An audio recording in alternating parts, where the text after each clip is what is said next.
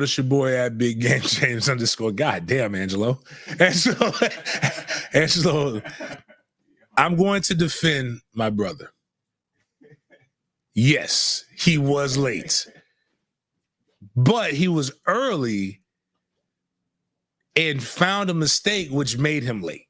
So like that's okay because we could not do the show without a keyboard. And I thought about it and I started just telling him, man, just go to Best Buy or Target or somewhere around here. They were closed.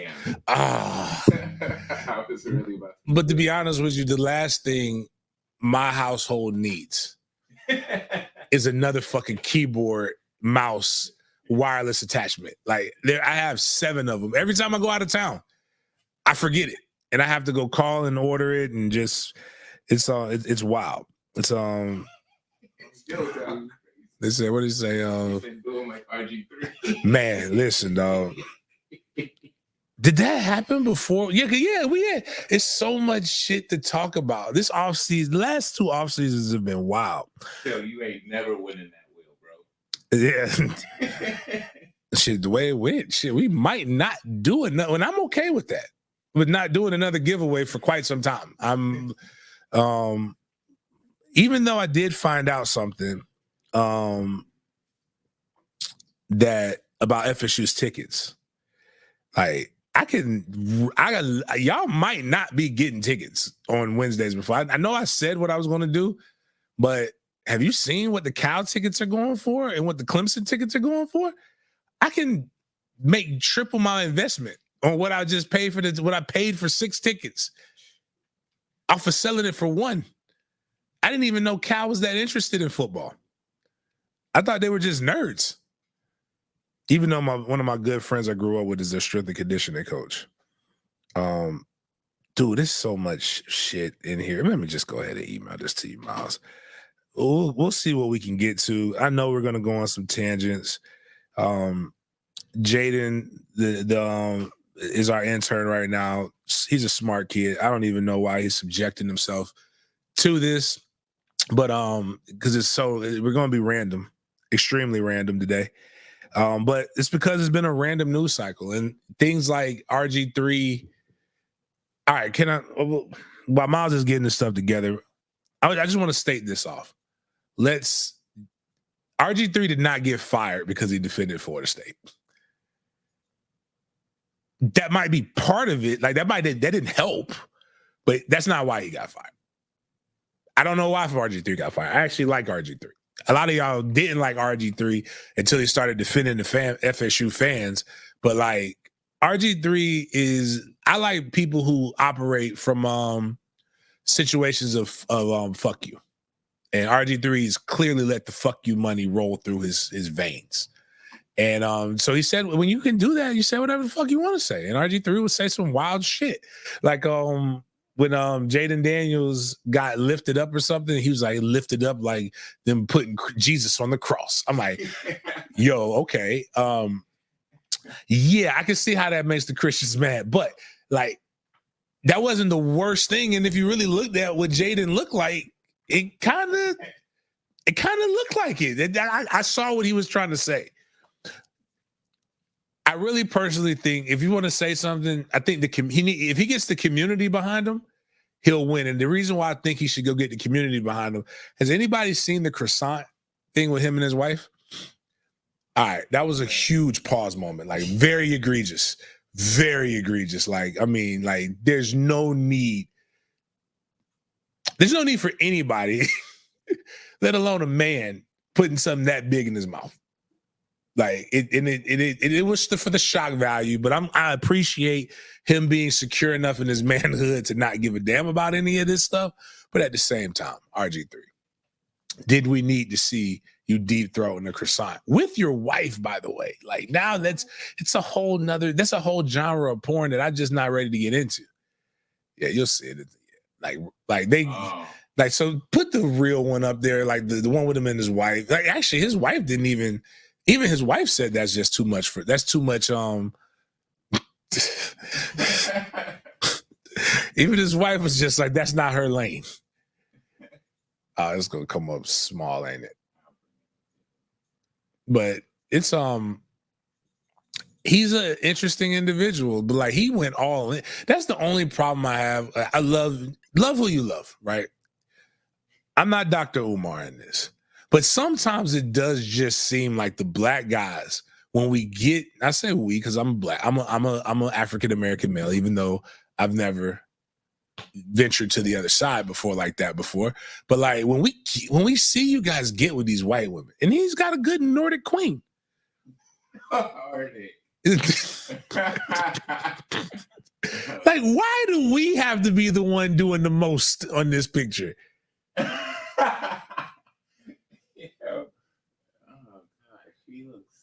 Like she not even like, I mean, he is like, like, yeah, I'm gonna dive into. She's the,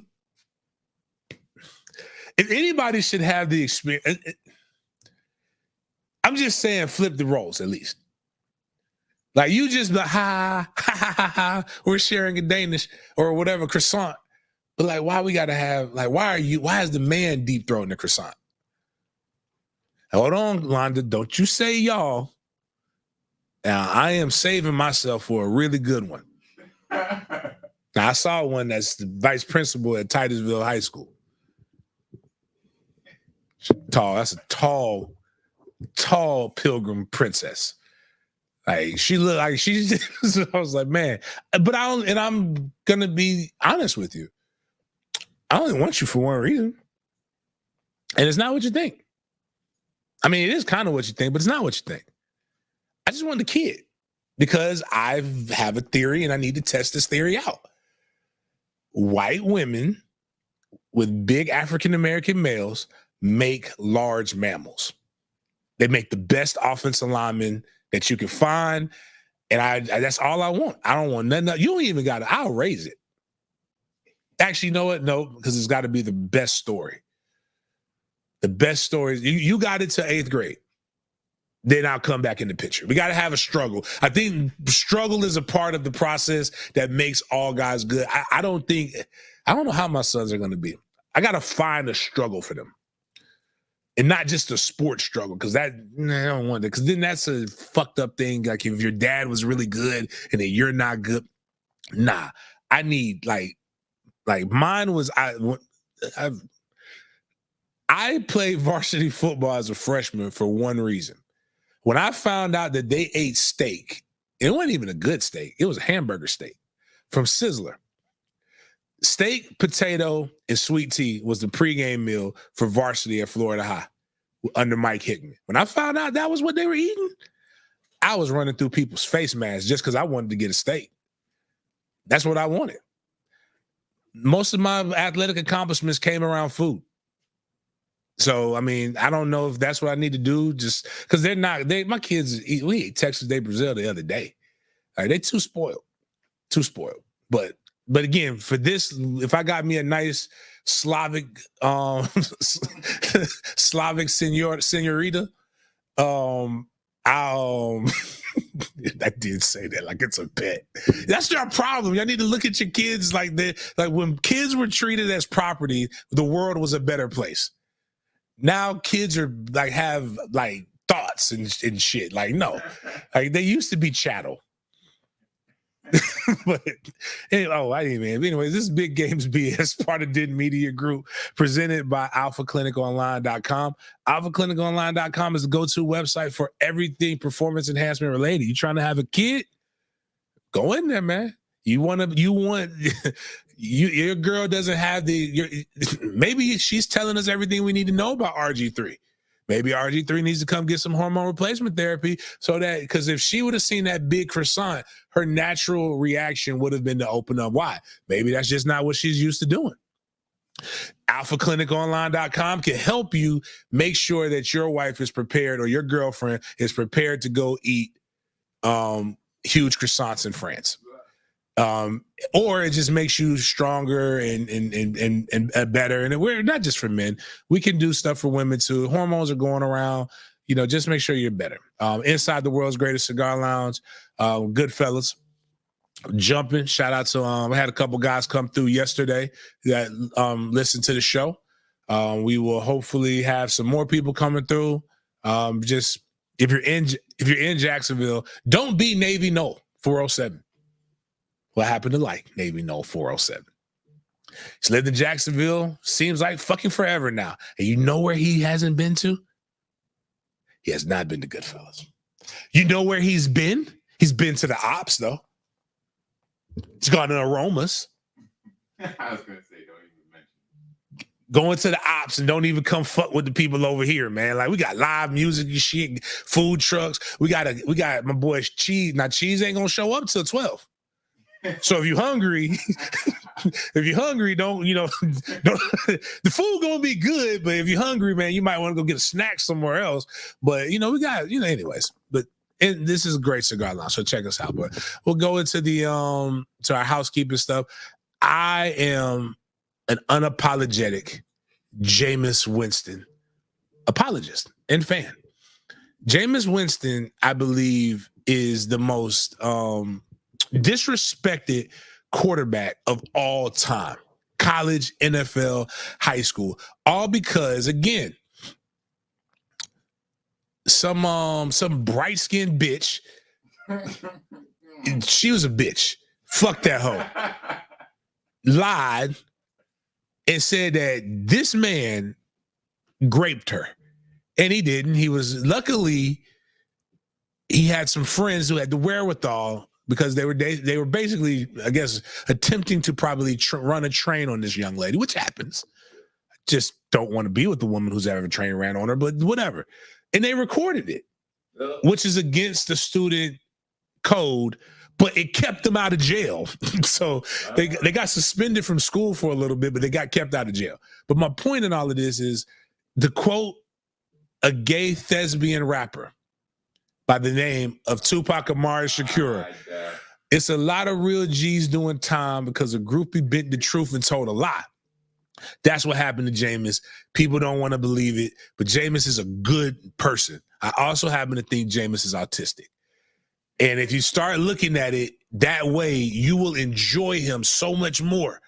But tell me you don't want, this is going to be, I'm sorry, you got to bear with me, but this is 3 minutes of wholesomeness. That's just a great way to wake up in the morning. We may not play all 3 minutes of it, but tell me you don't want somebody like this in your life. I want an uncle. Like, I want Jameis to be my uncle. Like, because this is what he sounds like, like an old Southern black uncle.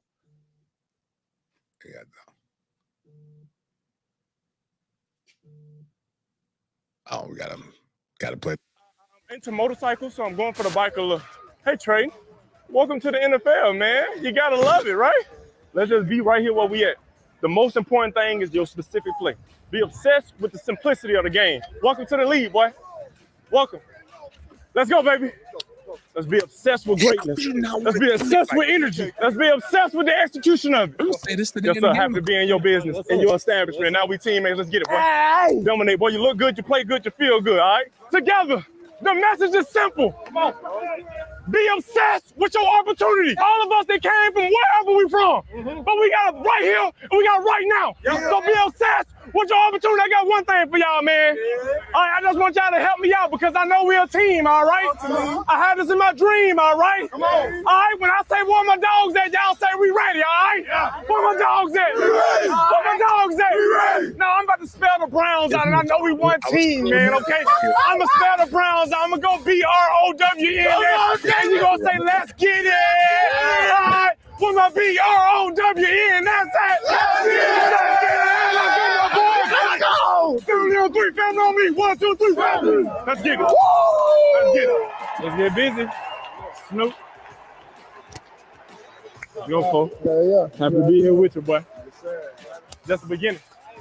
Welcome to the show, bro. Hey, we can control what we can control, okay? We control what we can control. All we can control is how we set it off. Let's have some fun, energy, and execution. He play like an old man. Like, if you took him and put him like an old NFL great job, baby. You couldn't tell me that wasn't in the 80s. Good job. Hey, great eyes, boy. Great eyes. Where to be a menace? Where to be a menace? I got you. I got you, coach. I got you. I picked that off. That was on purpose right there, man. Like, that was like somebody gotta get those. that. We need one drive. It take one drive. Let's go. Get in there. I like it. I like it. Good catch. I like it. I like it. Yeah. There we go. There we go. Yes, sir. Yeah. Good boy, great. Like, Way to fall. Good job, baby. We needed one. Good job, baby. This all Great job. done. What they got that website where people could like pay you to like speak and stuff like that. I can't think of the name of it, but like Jameis, I would if I was a billionaire, if I was a multimillionaire, I would pay Jameis to like just follow me around all day, to just do that to me. Like, just do. I don't need you to throw a football. I don't need you to do any cameo. Thank you, Londa. I just need you to be like, you know what? That's what I'm talking about. Right there you go, boy. I ain't played ball in a minute. I would even say like, hey man, he is the only person I would go around saying ain't no pause, but he can slap butts just normally. Just like go around there with a motivational. That's what I'm talking about, boy, right there. Like, hey man, we not on the same team. Like, why you? But I'm just saying, how can you not like this guy, man? Like, he's awesome, man. That just like that. That's wholesome. In a world that's full of bullshit, that right there was wholesome.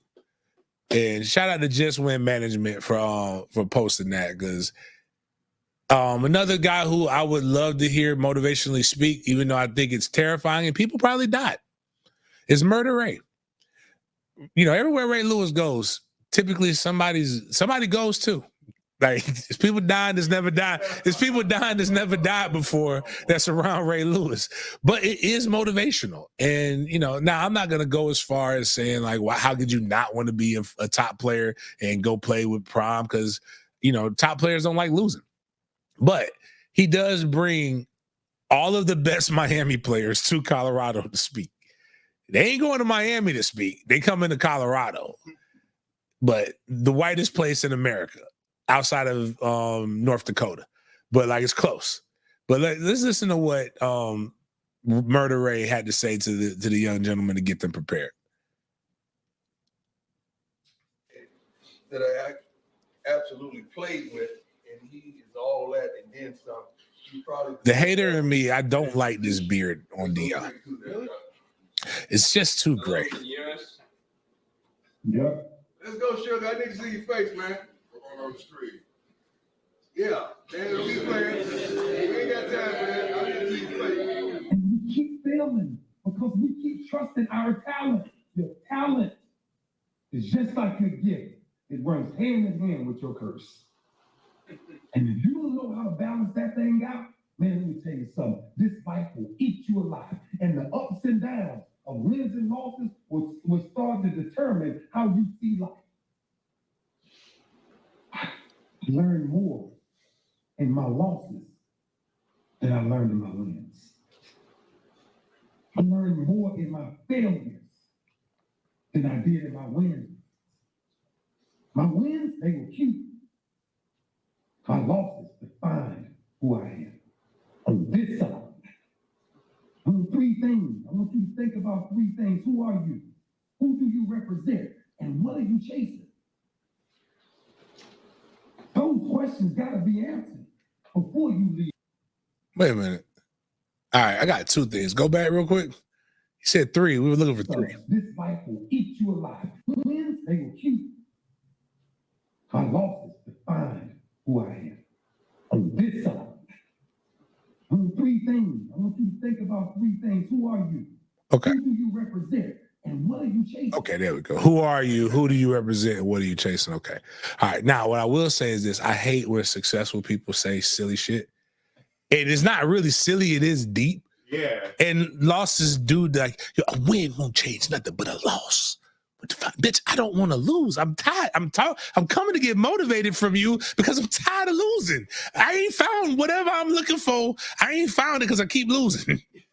Like, Polo Kim says, Deion have a relationship with any FSU players? I ain't seen anyone with FSU. He does. Deion fucks with who Deion fucks with, and those who don't fuck with Deion don't fuck with Deion. He's a very, but typically it's the guys that, and he's a great friend. He's just, if you ain't in the circle, he just don't really give a fuck. I mean, he got what's Pat's last name? Pat Carter, greatest tight end to probably ever play at Florida State, was his roommate in college. Pat defends Deion on everything, and that's his man's. Odell's his guy, and Boucher, Corey Fuller. But his two biggest fans, Odell and Boucher, work at Florida State. So, yeah.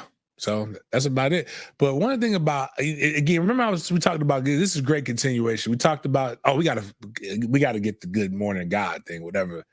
Yeah, we got to get that coming in. That's how we don't start a morning without that. You might as well strip that audio and put that shit on the board.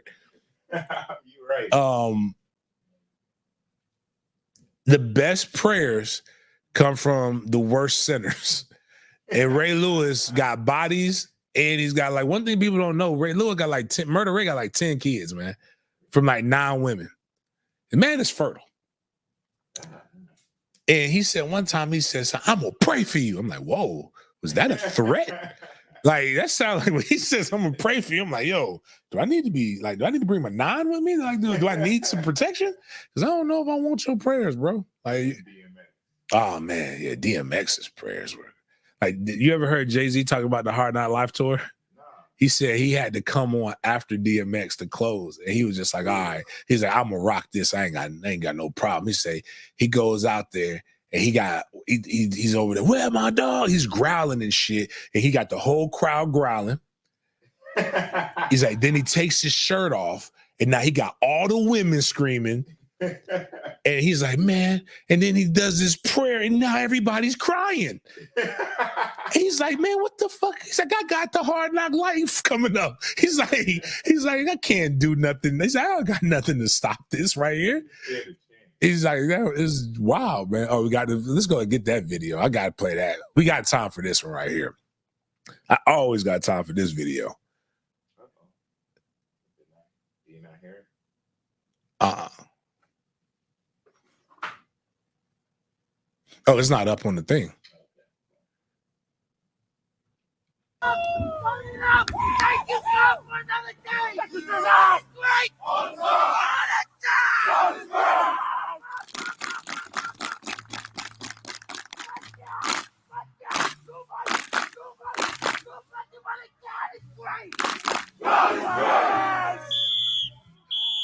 We got a coach on Mandarin staff that I think I got to send this to. But I tell you, the best prayer he gave, he cursed right before it. It was amazing. And then he cursed in the prayer. And I was like, yeah, we finna whoop some ass. This motherfucker said, praise fucking God. It's so something crazy like that. I'm like, hell yeah. Hell yeah. Oh, man. But, shoot. What? Oh, speaking of, yeah, someone needs praying for. Listen, dog, I'm so sick of y'all in this. I'm starting to check myself. I don't know if it's me growing in growth, having played with. I'll never tell you which teammate, but having played with the one who's really, really good, who's insinuated that he's gay, changed my mindset. I don't care who you splitting into or who's splitting you into, as long as it ain't happening to me. It's basically my politics too. I don't care. I don't give a fuck who you fucking, as long as you don't fuck me. Period. But this machismo thing, and then also being, involved in a Spanish family, I had to learn really, really quick. And I asked questions. One of them was really confusing because he is gay. And I like him. He's cool as shit. Xavier. I just thought Xavier when I found out that Xavier was gay, I just thought he was a metrosexual. That was the term that was coming in. But then there was the other one that was his boyfriend at the time that I didn't know if he was gay or if he was just Spanish.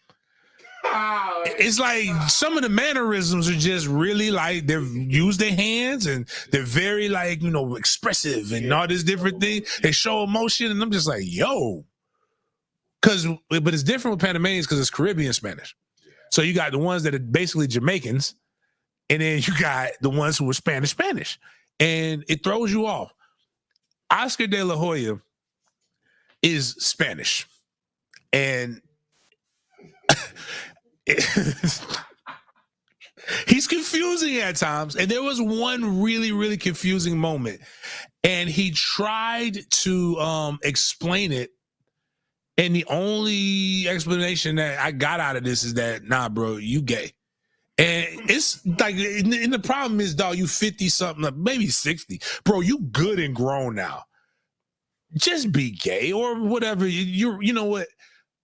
Us normal dudes can't be. It's one or the other. I don't care what anybody says. Straight guys. You either straight or you gay. There's unfortunately, men, we don't get the same things that women get. Women get to go to college and experiment. Like I've said on this show, it is a conscious decision to suck a dick. It's a conscious decision to put on, like when you are an athlete, to put on pantyhose, like not just pantyhose. What is them fishnet shits? Them things break when women put them on who have experience putting them on. But you'll see here in a minute if you don't know. Oscar de la Hoya has a famous picture when he was in his prime of his ass in a full, like the full length fishnet thing.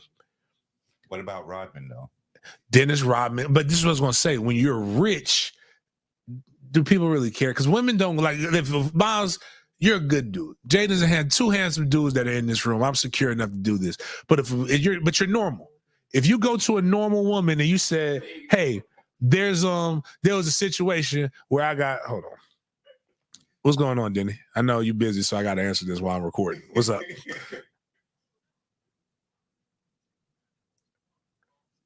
Okay, I'll call you back around. What time is it? Probably like noon. Is that cool? Yeah, just call me when you're off your Zoom call. All right. Bye. But I was saying this like Puffy. Puffy's a billionaire, dog. JT is not dating you if she finds out that you was messing with Usher. But she gonna date Puffy, dog. That's what I'm saying. Whoa, wait a minute. Hold on now. Jaden Smith got a whole new level. Have you seen Jaden Smith? Jaden Smith found a bad bitch and all that fruity shit came up out of him. All the weirdo shit left. I'm talking about this was, I didn't know that was Jaden. Really? He was dressed normal. Like doing normal heterosexual shit, like not that island boy. But my point in all of this is Oscar is wealthy enough to be whatever he wants to be. Right. And you have enough money to be able to fly. So just, you can help, like Dwayne Wade, be truthful to yourself, bro. Like you can help so many children right now by just operating, not fucking up your own kid, but operating in your truth. Right now, Oscar is, the machismo lie. Like just, I've done wild shit too. I've done drugs. I've done not the hard stuff, but like I've done some wild. I say, I'm not gonna say what I have and what I haven't done. I've never done the Molly shit because that's what gets you sucking dicks. Yeah. From what I heard, all it took me was to hear one person do some fruity stuff, and I'm like, yo, I don't ever want that anywhere near me. Yeah. I don't know what fentanyl is, any of that stuff, but let's listen to what two again, one of the greatest tight ends to ever play the game. But come on, dog. At this point, Uncle Shay Shay, you come on out, bro. I have done shrooms before. They're terrifying. You will get to meet your demons. You will meet whatever demons are in your head if you're on shrooms, and you think you're ready, but you're not ready. But let's listen to these two gay men have a conversation about homosexual. I said they were real because it set me free. Really? Oh, yeah. Yeah, they're out there 15 years ago. So what? I mean, what?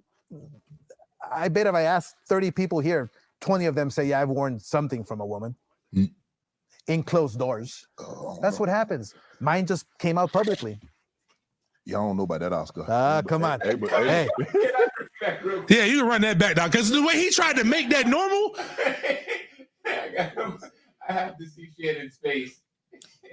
Like there are some things that I have done with a woman that make me look at myself in the mirror, let alone like, but not that. I have never done like I could ask 20 people in this room and we've all worn women clothing. Not never.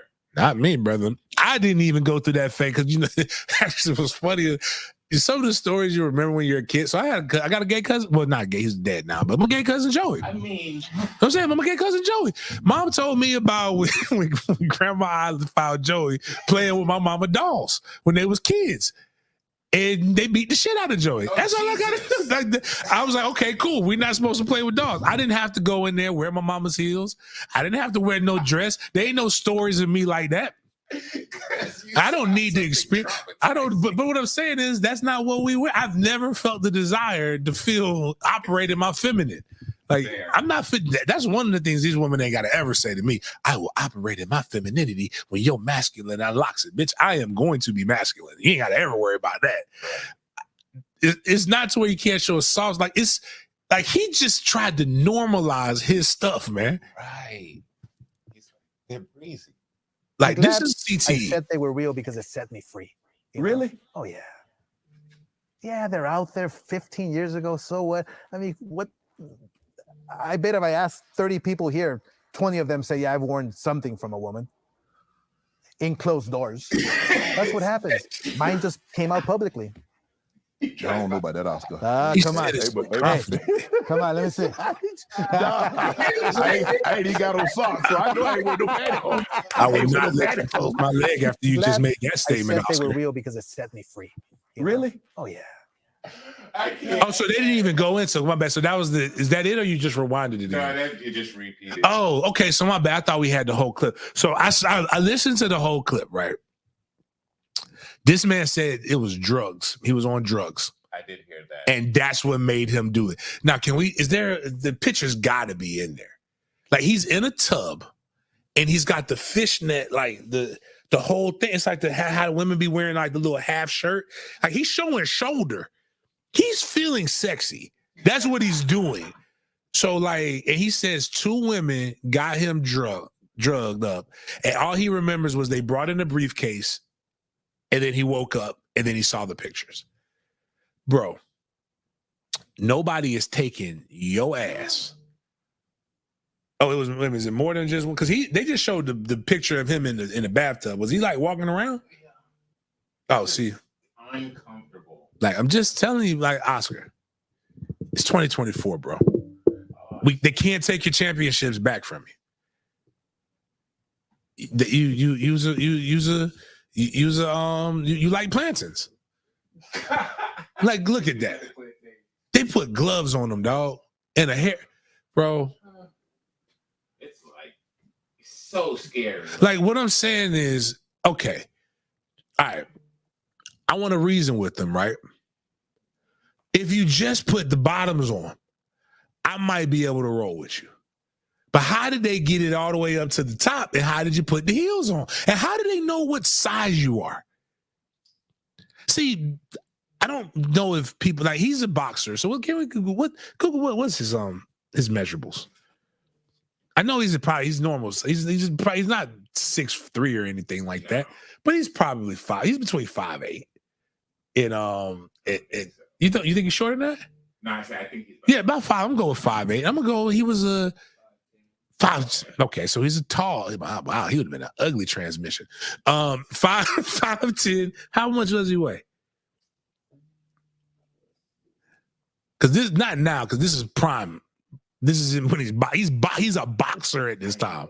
He boxed at 150. So 5'10", 154. Okay, there are women that size. He is a petite Spanish man. He is Manny Diaz. He's definitely not Mario Cristobal, but I would not be shocked if Mario Cristobal does not dress like this. But what I'm saying, dog, like the women had to have you measured perfectly. And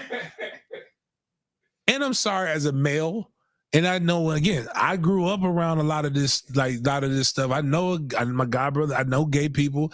There was a gay transmission by the name of Tommen. He used to work at Denny's on Appalachian Parkway when I was coming up. I ain't fuck with Tommen because Tommen could fight. But Tommen wore a size 16 pump. And during that time, you didn't just go to Payless and get a size 16 heel. Like, you had to order that. Like that, and I'm not saying he wears size 16. I don't know, but I do know this. If he's a size 10 in males, that means he's a 12 in female. So I'm just going with the average male size. Like, so if he's a size 12 in males, he's a 14 in female. You ain't just finding them pumps everywhere, dog.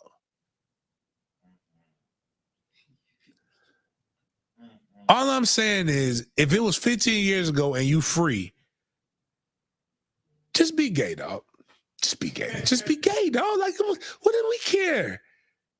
Now everybody knows you lying because we see through that bullshit.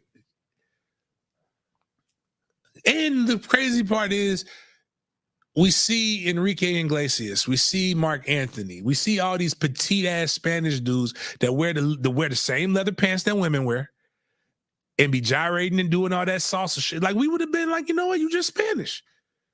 But now we know you gay because you lied about being gay, and it just throws us off. My thing is, let the woman free. Whatever women you are with pretending to be straight, let them free. Give them to us. Let them out. I don't want no woman that's, because that let me know if Usher got that song called Trading Places. That's what y'all was. That's what y'all was. Never. I can't. All this new age stuff. Just saying, dog. Like, it's just like Ricky Martin gay, and we haven't talked anything about Ricky Martin being gay. Yeah, he came out like years ago. And Living La Vida Loca is still a great song. Yeah.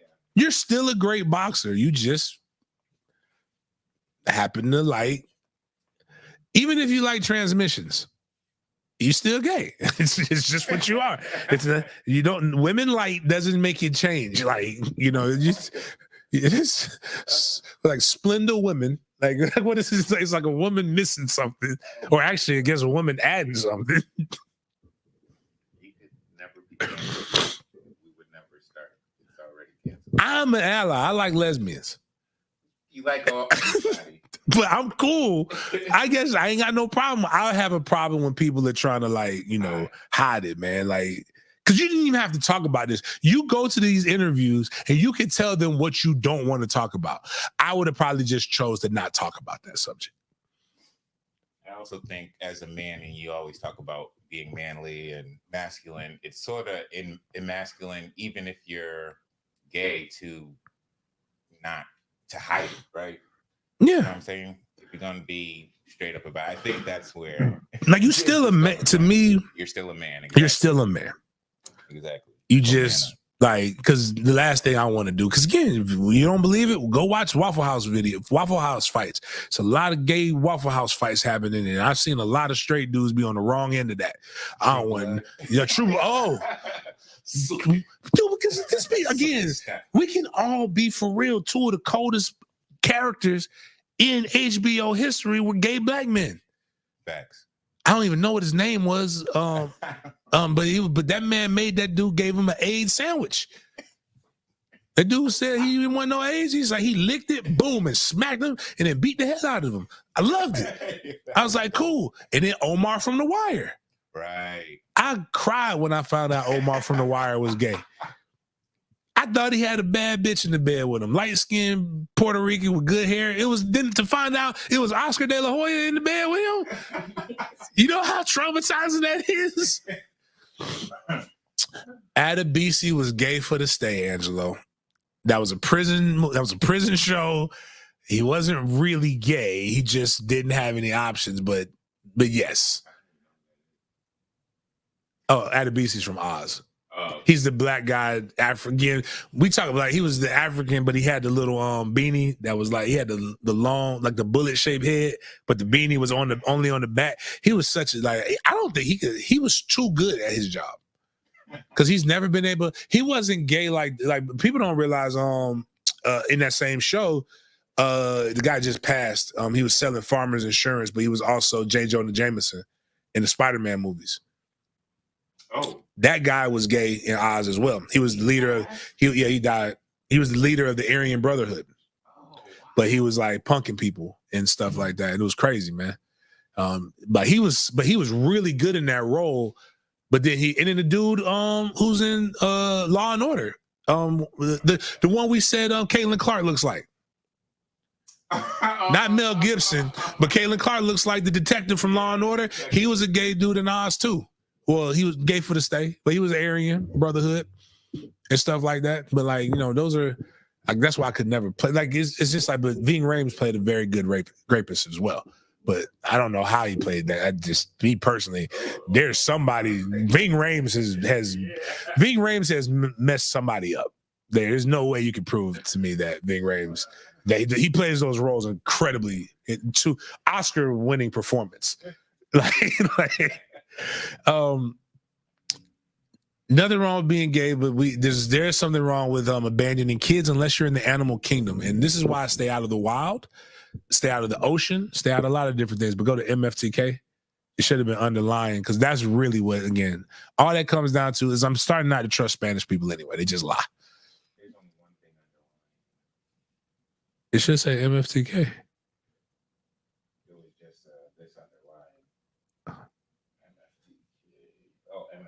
Yeah. Yeah. Shout out. You're right, Polo Kid. Shout out to the community, sir. Shout out to the community. Thank you to community. We fucks with y'all, man. I don't want no smoke. I don't want no problems from the community.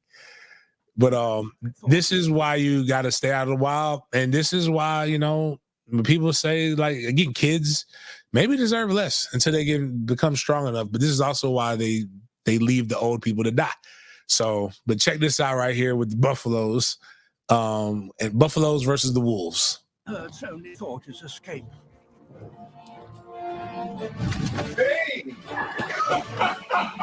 A stroke of luck for the Wolves. That's so messed up, dog. He just made sure he just sacrificed the kid. He could have went to the right, could have went to the left. He said, nah, here y'all go. Y'all need a snack? Leave me alone. Eat the kid.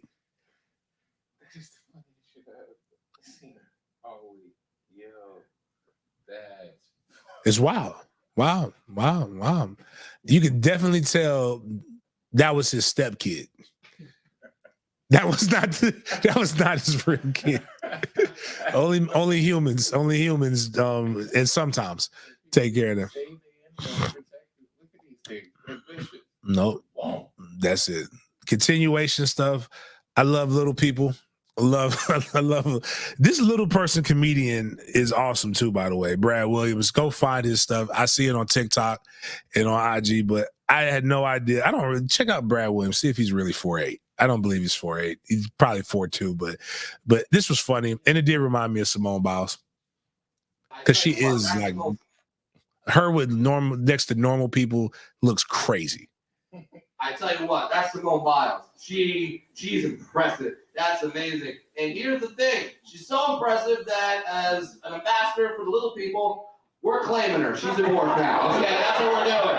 We're claiming Simone Biles. She is now a dwarf. And if you're like, how do you get to do that? Well, she's 4'8", okay? She's 4'8". Did you know she was 4'8"? Are you sitting there right now going, I don't know, Brad, how big is 4'8"? Bam! Okay, that is a 4'8". Right here. And that's what Simone Biles is. She's a magical person that collects gold. That's a dwarf. That was the part that he ended it with that made it so great. A magical little person that collects gold. She's a dwarf. I was like, you know what? I'm with them. This is the only sports show that's an ally of the community and dwarfs and little people. You're not gonna find that kind of range in a lot of places. I like midgets. I did not get my birthday gift wish, but one day I will get 2 midgets for my birthday. That's all I want. Another continuation, Rush. We talked about the Hoover people, and those two of the coaches were fired. Again, have no idea what was going through their mind. Dog, I know you say you knew one of them. If that guy ever wants to come on and just, it's a safe space. we can just discuss it because I just need to know, like, why were you humping the little boy's head in football practice? Like, I don't know what happened, but like, I need to, but I am curious to know because I believe that there's more to the story. Maybe he earned it. I don't know, but I just need to know what was going on. I don't know. But it's always when stuff like this happens, when bad stuff happens, I was out of character and I don't know what I was going through. But I don't know what I've coached football. This is my 14th season coming up with coaching football. I've played football, been around sports my entire life, and not one time have I ever got mad or seen something happen that made me say, you know what, I'm going to simulate fellatio on a little boy. Never happened. I've been mad. I've said the best part is dribbling down your mom's leg. I've suggested that a kid put on all of his pads, run up to the top of the stadium, and jump. But I have never tried to perform sexual acts to a kid. But what we need in this time, in this moment, is stern, accomplished white men to come out here and tell us what needed to happen and what should have happened. And Rush Probst is not that. But he had a comment. Rush Probst, if you don't know, he was the coach that made Hoover who Hoover was. But he got fired because the man literally had another family across the street from him. Which, personally, don't think that should have been the reason why he got fired. I don't care about coaches personally. Y'all try to make coaches like preachers. They're not. Most of us are terrible people. Like, we're good at one thing, coaching. That's all you need to do. If your job is to raise your child. It is not the coach's job to raise your child. Should we be good influences? Maybe. That'd be great. They don't pay us enough to be good influences. I get paid $1,440 funky ass dollars the Wednesday before Black Friday to coach high school football. If I want to spend my $1,440 on back page hoes to make sure that I coach better, then that's my prerogative. It's none of your business. You should just be happy that the kid got over 1,000 yards and that we're winning games. But when Rose Pro says he reaction to the practice video, you have to coach with integrity. What does that even mean? I don't know, but he don't get to say it. Like, everywhere he's gone, he's been fired because he does things in a manner in which lack integrity. From recruiting to like pushing stuff, it's just wild. Oh, by the way, they broke 2 TVs. I got re-traumatized at practice yesterday because our guys were fighting at Mandarin and they broke 2 TVs. And I just thought about when I almost lost Kai because he broke my 85-inch screen TV. I almost killed my son. I almost punted his ass. He knew it too. At 5 years old, he saw his whole little life flash before his eyes. He knew it was over. And I just looked at it and I was so mad, but I was so like, I knew I couldn't do anything to him. Because if I would have spanked him in that moment, I would have went overboard. Because I was that mad. And it's not even that I can't replace. The TV is easy to replace. It's the fact that was the one thing in that house that I don't even really use, but I bought for me. And that's what I wanted. I finally got the TV I wanted. It was comfortable, entirely too big for my room, but that's not the point. I could see everything I want. I didn't even have to use my glasses. Everything was great. And then he broke it. But anyways, Rush Probst doesn't get to talk about integrity. I don't want to hear about raising a family unless it's polygamy. I don't want to hear any of that shit from Rush Probst unless it's about coaching X's and O's. Now, another continuation. We talked about this. So, yeah. So sometimes makeup doesn't work. Makeup is voodoo, right? And I've seen it. I have seen some of the most hideous women in the world. If I ever ran for president, I am running on a platform that either you have to paint the face or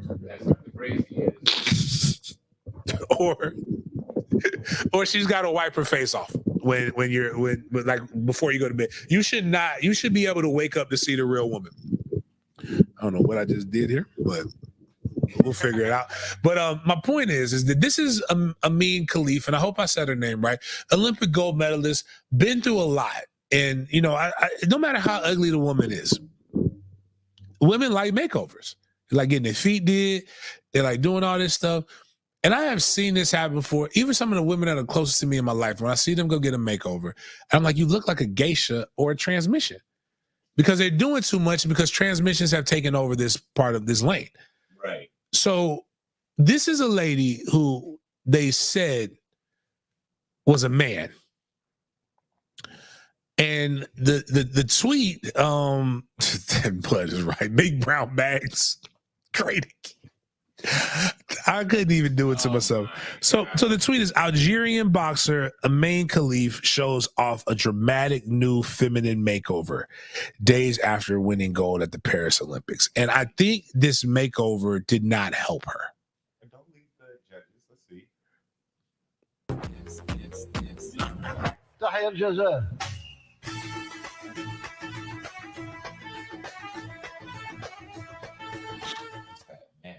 It's the neck. Yes.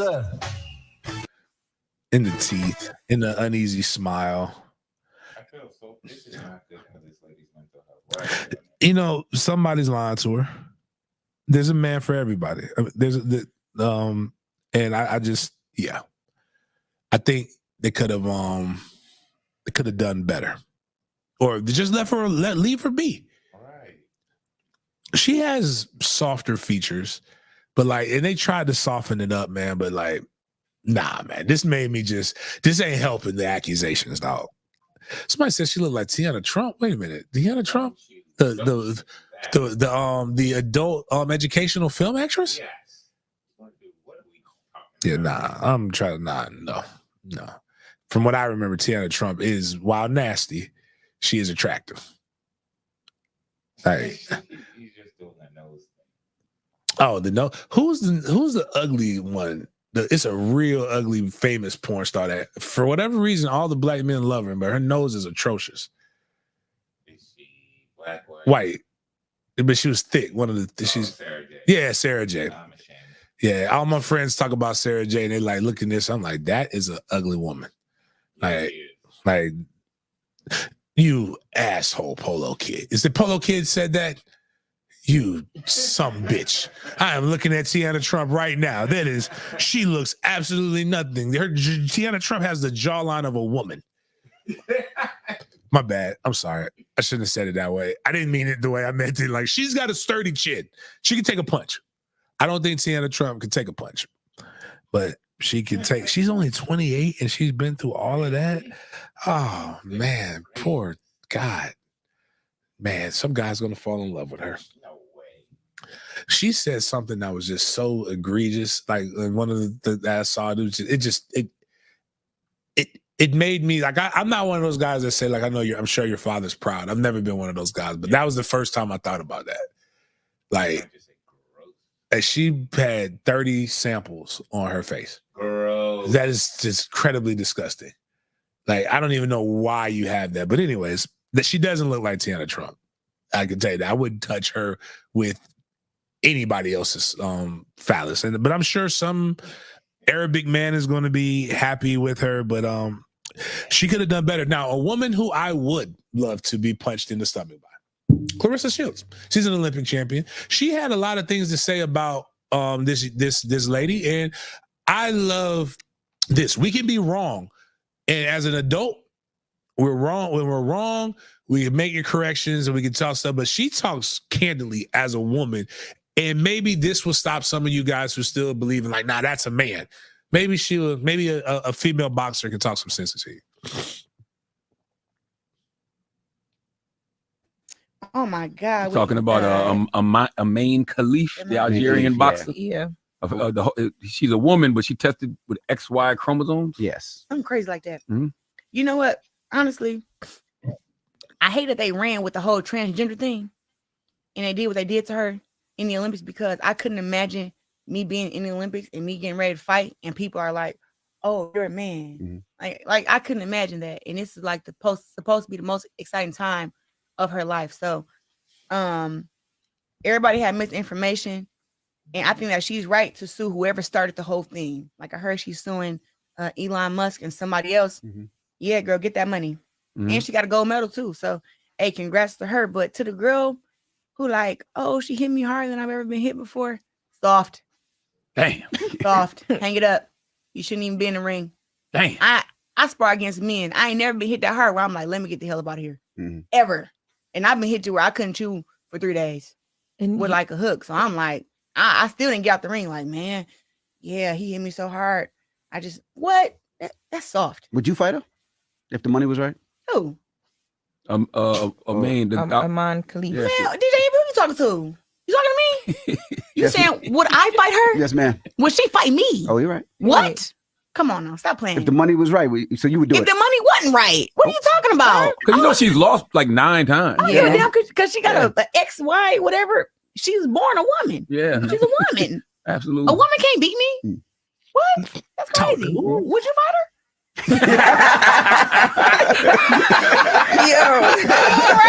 I wouldn't fight you. I ain't stupid. It's something about a little, like, one, she's powerful. So I love that. She's ratchet. It's a little bit of ratchetness in her. I love that.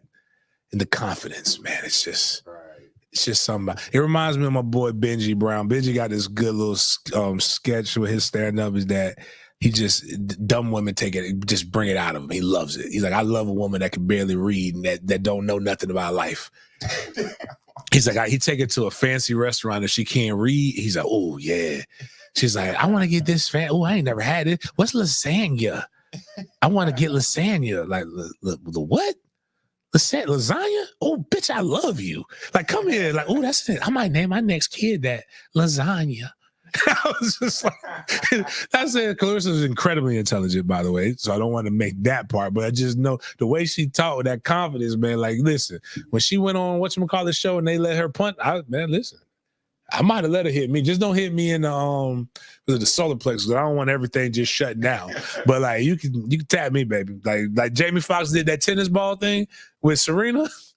I would do that with Clarissa. Like, and she did a good job of having people empathize for the Algerian. Yeah, without coming off soft either, still coming off as a competitor. Yeah, and again, as a woman, I'm lining them up, bitch. I'm gonna knock you the fuck out. I don't know if they heard. She said she couldn't beat the 17-year-old Clarissa. Like, I guess when they were in the same weight, the weight class. But somebody who we don't need to have any sympathy for is Ray Gunn. Australian breakdancer Ray Gunn breaks her silence after being mocked online over her bizarre Olympics performance. They've got so many people are creative. Have you seen the back windshield wiper? No. They've got like her upper body, but then the windshield wiper does what her legs were doing. No, I feel bad. Angelo, did you know Jade the wrestler went to JU? Like, she was in the Jacksonville area. Wow. But she was in AEW before she went to WWE. But her and the big ass Samoan can just listen. She can slam me. But I'm sorry, y'all can have these. I mean, even I make all these jokes, but I've never been with nothing but mostly petite women. But a big old strong woman right there with some good hands that can shuck corn and that can snap. The women don't snap peas no more, man. So like, that's when America went downhill. We don't see people on the porch with their grandmama snapping peas no more. But let's listen to this what this bitch has to say about her stealing an Olympics from everybody else. I hate this woman, man. Like, she stole our stuff. Hi everyone, Ray Gunn here. I just want to start by thanking all the people who have supported. I really appreciate the positivity, and I'm glad I was able to bring some joy into your lives. That's what I hoped. I didn't realize that would also open the door to so much hate, which has frankly been pretty devastating. Well, I went out there and I had fun. I did take it very seriously. I worked my butt off preparing for the Olympics, and I gave my all, truly. I'm honoured to have been a part of the Australian Olympic team and to be part of breaking's Olympic debut.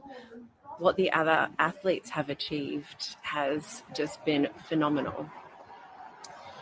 In regards to the allegations and misinformation floating around, I'd like to ask everyone to please refer to the recent statement made by the AOC, as well as the posts on the Ozbreaking Instagram page, as well as the WDSF Breaking for Gold page.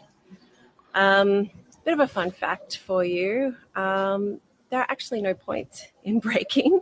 If you want to see how the judges thought I compared to my opponents, you can actually see the comparison percentages across the 5 criteria on Olympics.com. All the results are there.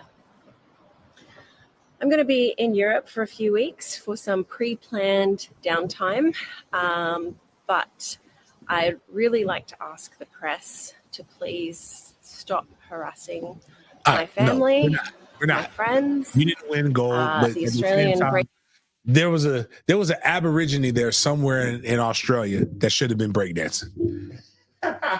There was somebody there that should have been doing that. That would have just continuation. The Olympics catch the jokes, but they shouldn't leave her family. Well, yeah, maybe you shouldn't get death threats, but I also don't think some of this stuff is just social media. Right. Like, it's just like they're not gonna kill you for being bad at breakdancing. But they shouldn't. That would be sad. But like, I'm also a cause guy. Would you have gotten these messages had you not done the Olympics? And Eric put there were 5 top breakdancers that she blocked funding for. And so I mean, listen, if you don't like it, don't be a part of it. Don't be a part of the BS. But nah, I don't have no sympathy for you. 0. Guy, to the next thing. Now, here's where I'm consistent, if I'm nothing else. And part of it is because I'm not considered a professional.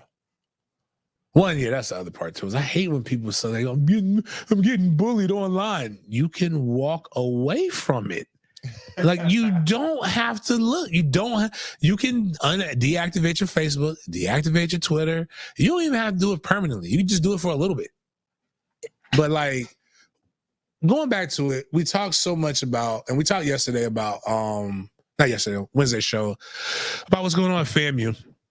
It's always these young people. These young people lack professionalism. One, this bitch from Australia was as professional as they come because she got to the Olympics. And you see what happened. People don't have to be professional. And I hate when people try to make these statements like, well, I don't want to hear about white people don't have to do this. Well, you're going to hear about that because it's true.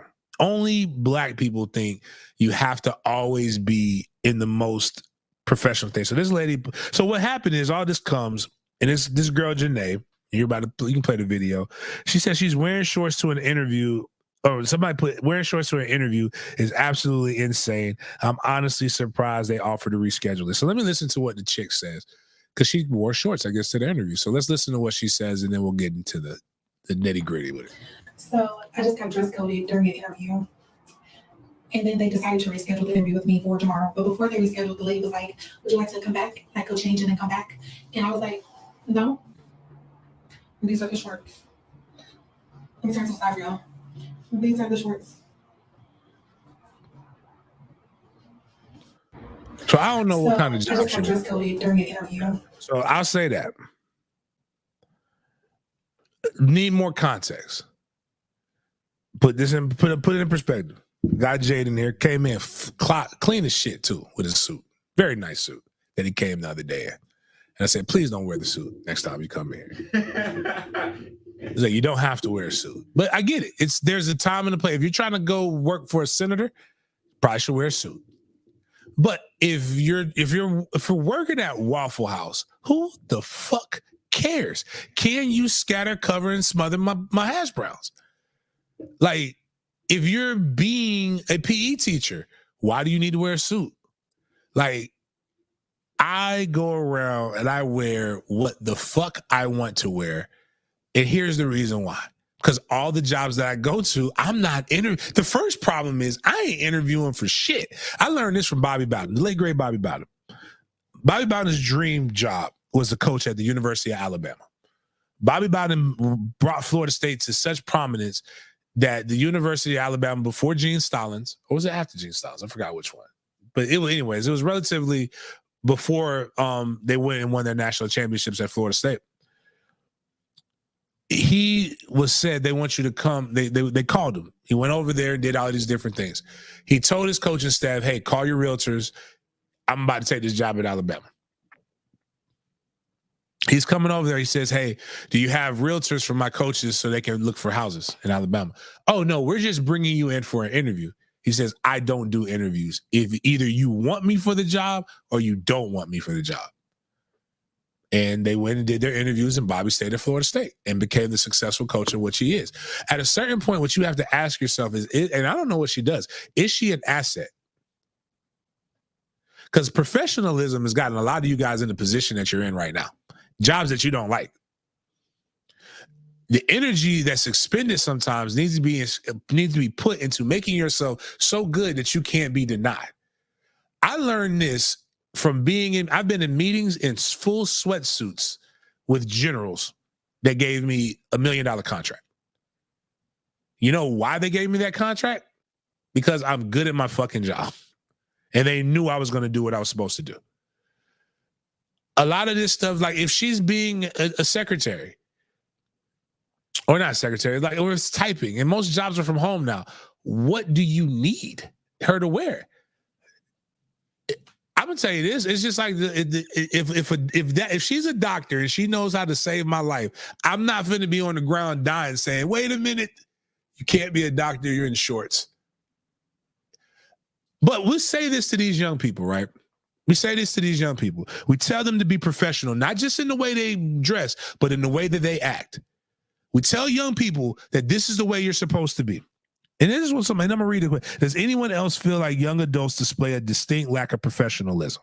They don't know how to dress for interviews, send emails, network, write resumes, which I've never written, conduct themselves professionally in a lot of ways, and I'm wondering where the gap is created. So that's what was said in the quote tweets on this. Miles, can you please show us the picture of this professional lady that knows how to write a resume, that applied for a job, that has been nothing but unprofessional on social media? But this is professional. This is who, again, we all know people like this. So let's not act like this is professionalism. That was the athletic director of Florida Agricultural Mechanical University a couple of days ago. We so petty, we so messy, we so all of these different things, but we show kids all of these different things except for how to act. Attitude reflects leadership. And most of us are young enough to remember the movie, The Social Network, or truly experience Facebook and the social media things. When I saw The Social Network and I saw that motherfucker with a great idea going in there in pajamas and closing deals, that let me know everything I needed to know. Professionalism is relative and fluid. And it's time for us to actually start looking at things in proper context. My Starbucks barista, I don't need you to wear a suit. I need you to make sure you pour my nitro cold brew the proper way, which I do get mad about. Because sometimes if that thing ain't right here, I'm gonna be pissed. And I be telling them, pour it out. Learn how to pour a beer. Some of them, like if you're a bartender, learn how to pour a beer properly. I don't give a fuck if you wear a suit. I care about if you make that right pour. The shorts weren't long. They could she have selected something better? Possibly. I'm not arguing that. What I am arguing is, what was the job, and is she good at the job? Well, that's the same terms of talent, right? Yeah, like if she's good at the job, didn't hire her. I mean, they would have. That's how money works. That's the fact. That's my point. Yeah. Like, we need to stop this. She's just not good enough. Yeah, that's all it is. If she was good enough, they'd pass. She's not. I've seen people say, "Oh, well, you have to." Like, and what trips me out about black people more than anything else, and I'm sure white people are like this too, but it's like, but I'm black. But it comes down to well, they don't speak with the proper English. I got white people calling themselves pilgrims or cap, cold ass pilgrims. MFTK was on national TV, and anybody who knows what MFTK, and again, what I'm saying that, and I'm using myself as an example to say that deep down in your heart, you don't give a fuck. You just care if the job is getting done, and that's the truth. That's really what it all comes down to. We care about, it's impossible to care about some of the things that we pretend to care about. Because you can be as professional as you want to, but then be petty. But again, what I do say is, again, we pick and choose. We pick and choose when we want to do that. Because the reality is we got people defending her, and I can't defend her. Because again, Scott Strickland white ass ain't going to be out there with all the championship rings that baseball, basketball, everybody else won. But again, that's right, sister girl, go do your thing. Like, no, man, get the fuck out of here.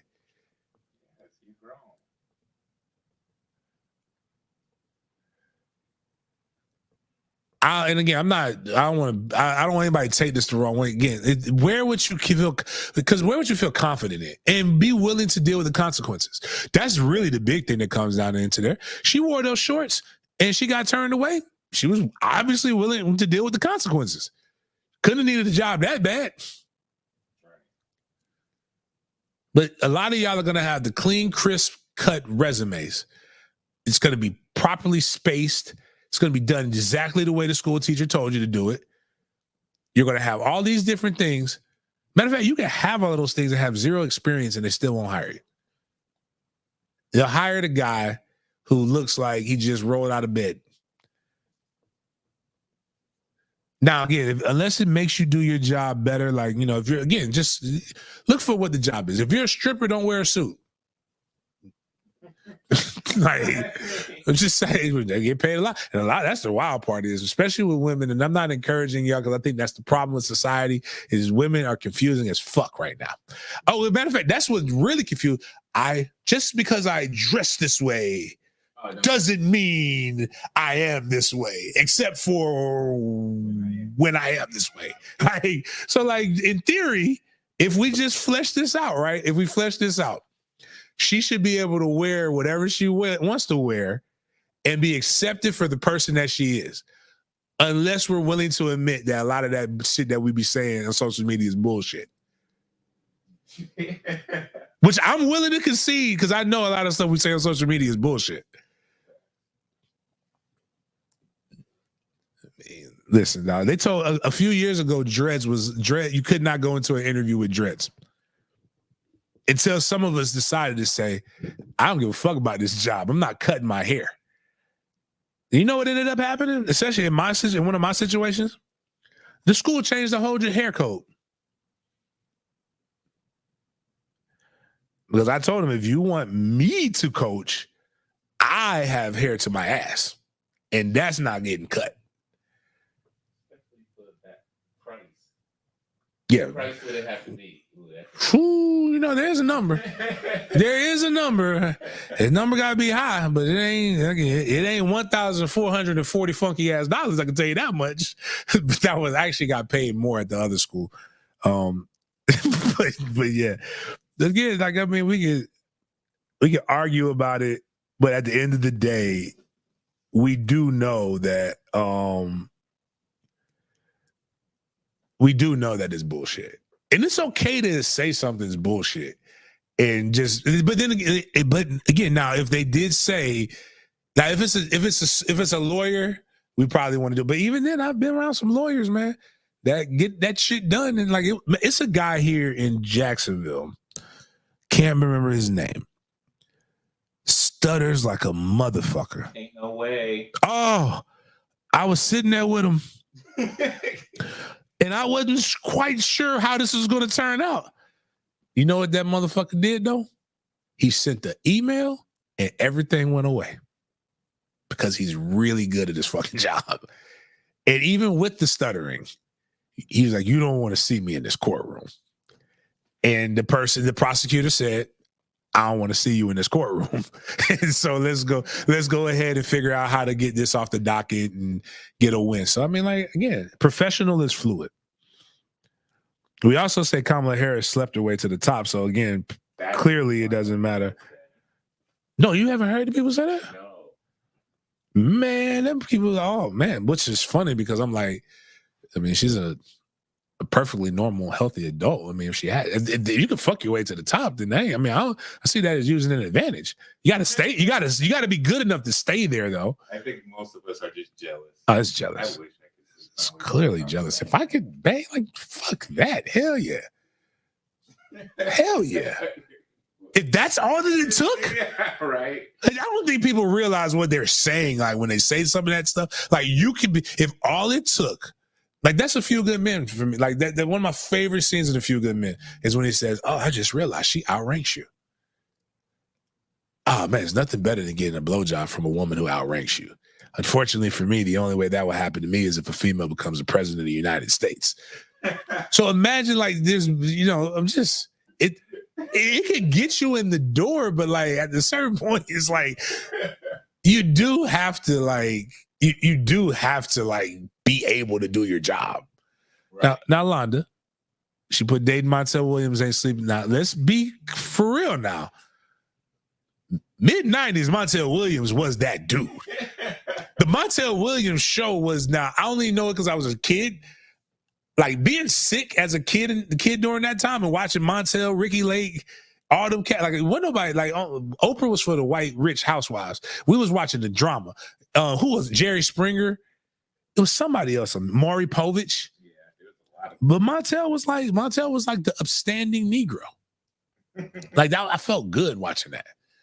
But nah, just again, I say all that to say is, got ladies, y'all got to pick which one y'all want, man. Y'all are some confusing creatures.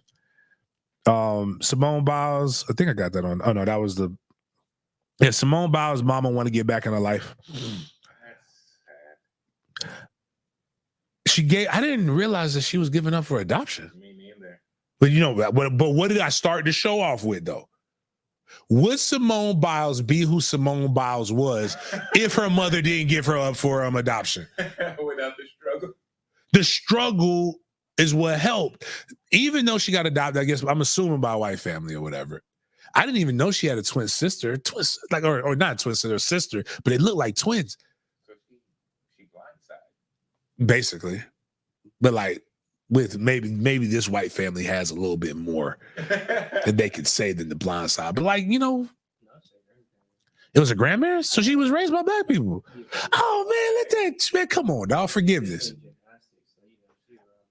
I just figured the gymnastics, dog. Like gymnastics is a lot of money. That's typically why you don't see a lot of. If you just send your kid away, kind of like soccer.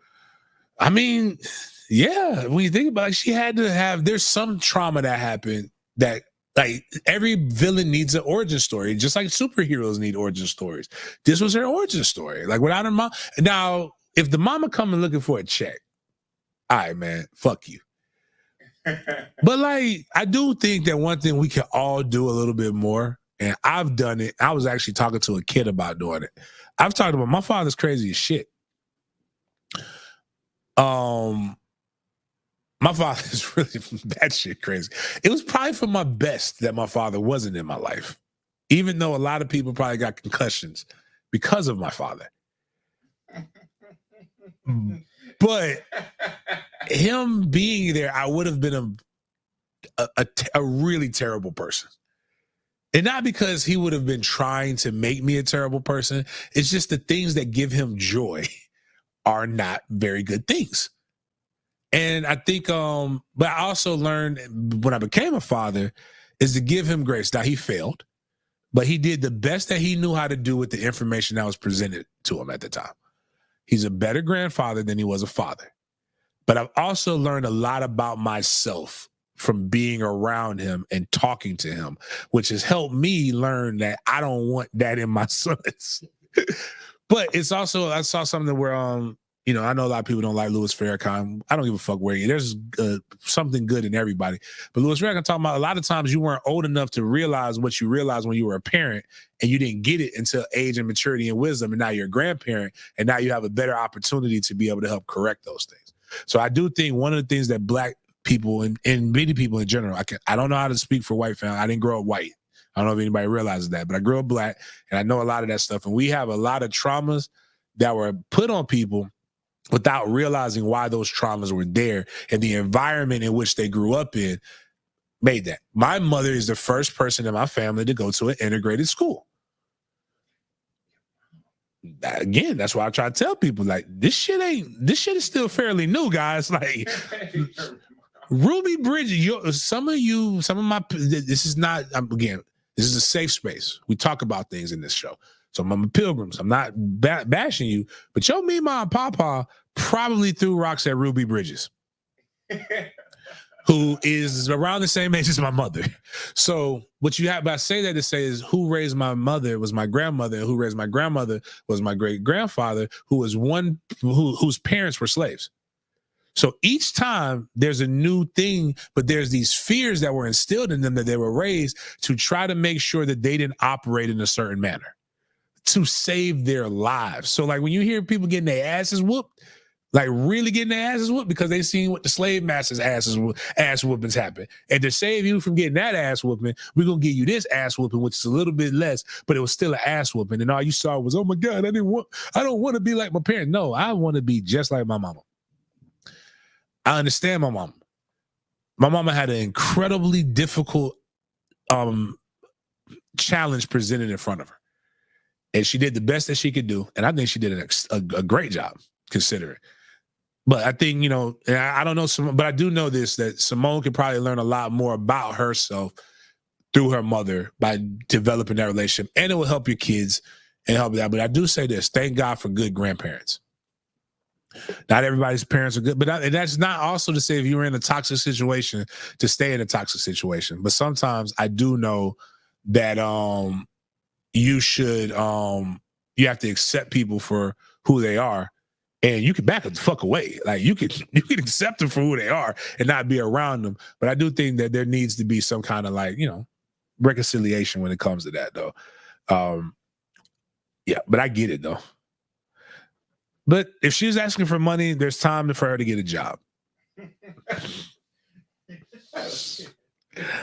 Because I don't think you should be trying to hit them. My kids don't. My only thing, actually, I only got one kid that owes me anything, and that's Trey, my oldest son. That motherfucker owes me James Anthony Coleman IV.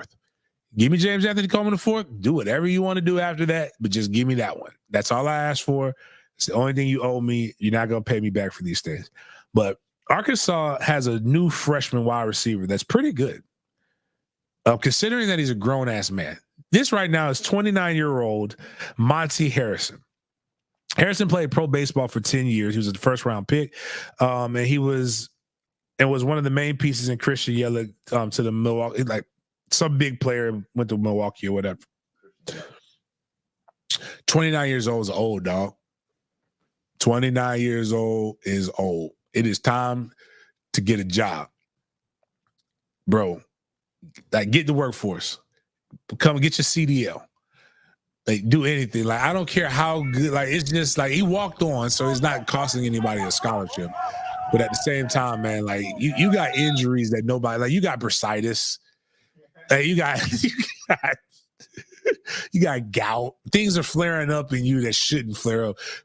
Angelo, Chris was 26 when he started. Like, at least he was younger when he started. Like, this man is 30 years old as almost 30 as a freshman. Like, you have nothing in common with any of these children. Like, you're a whole generation older than them.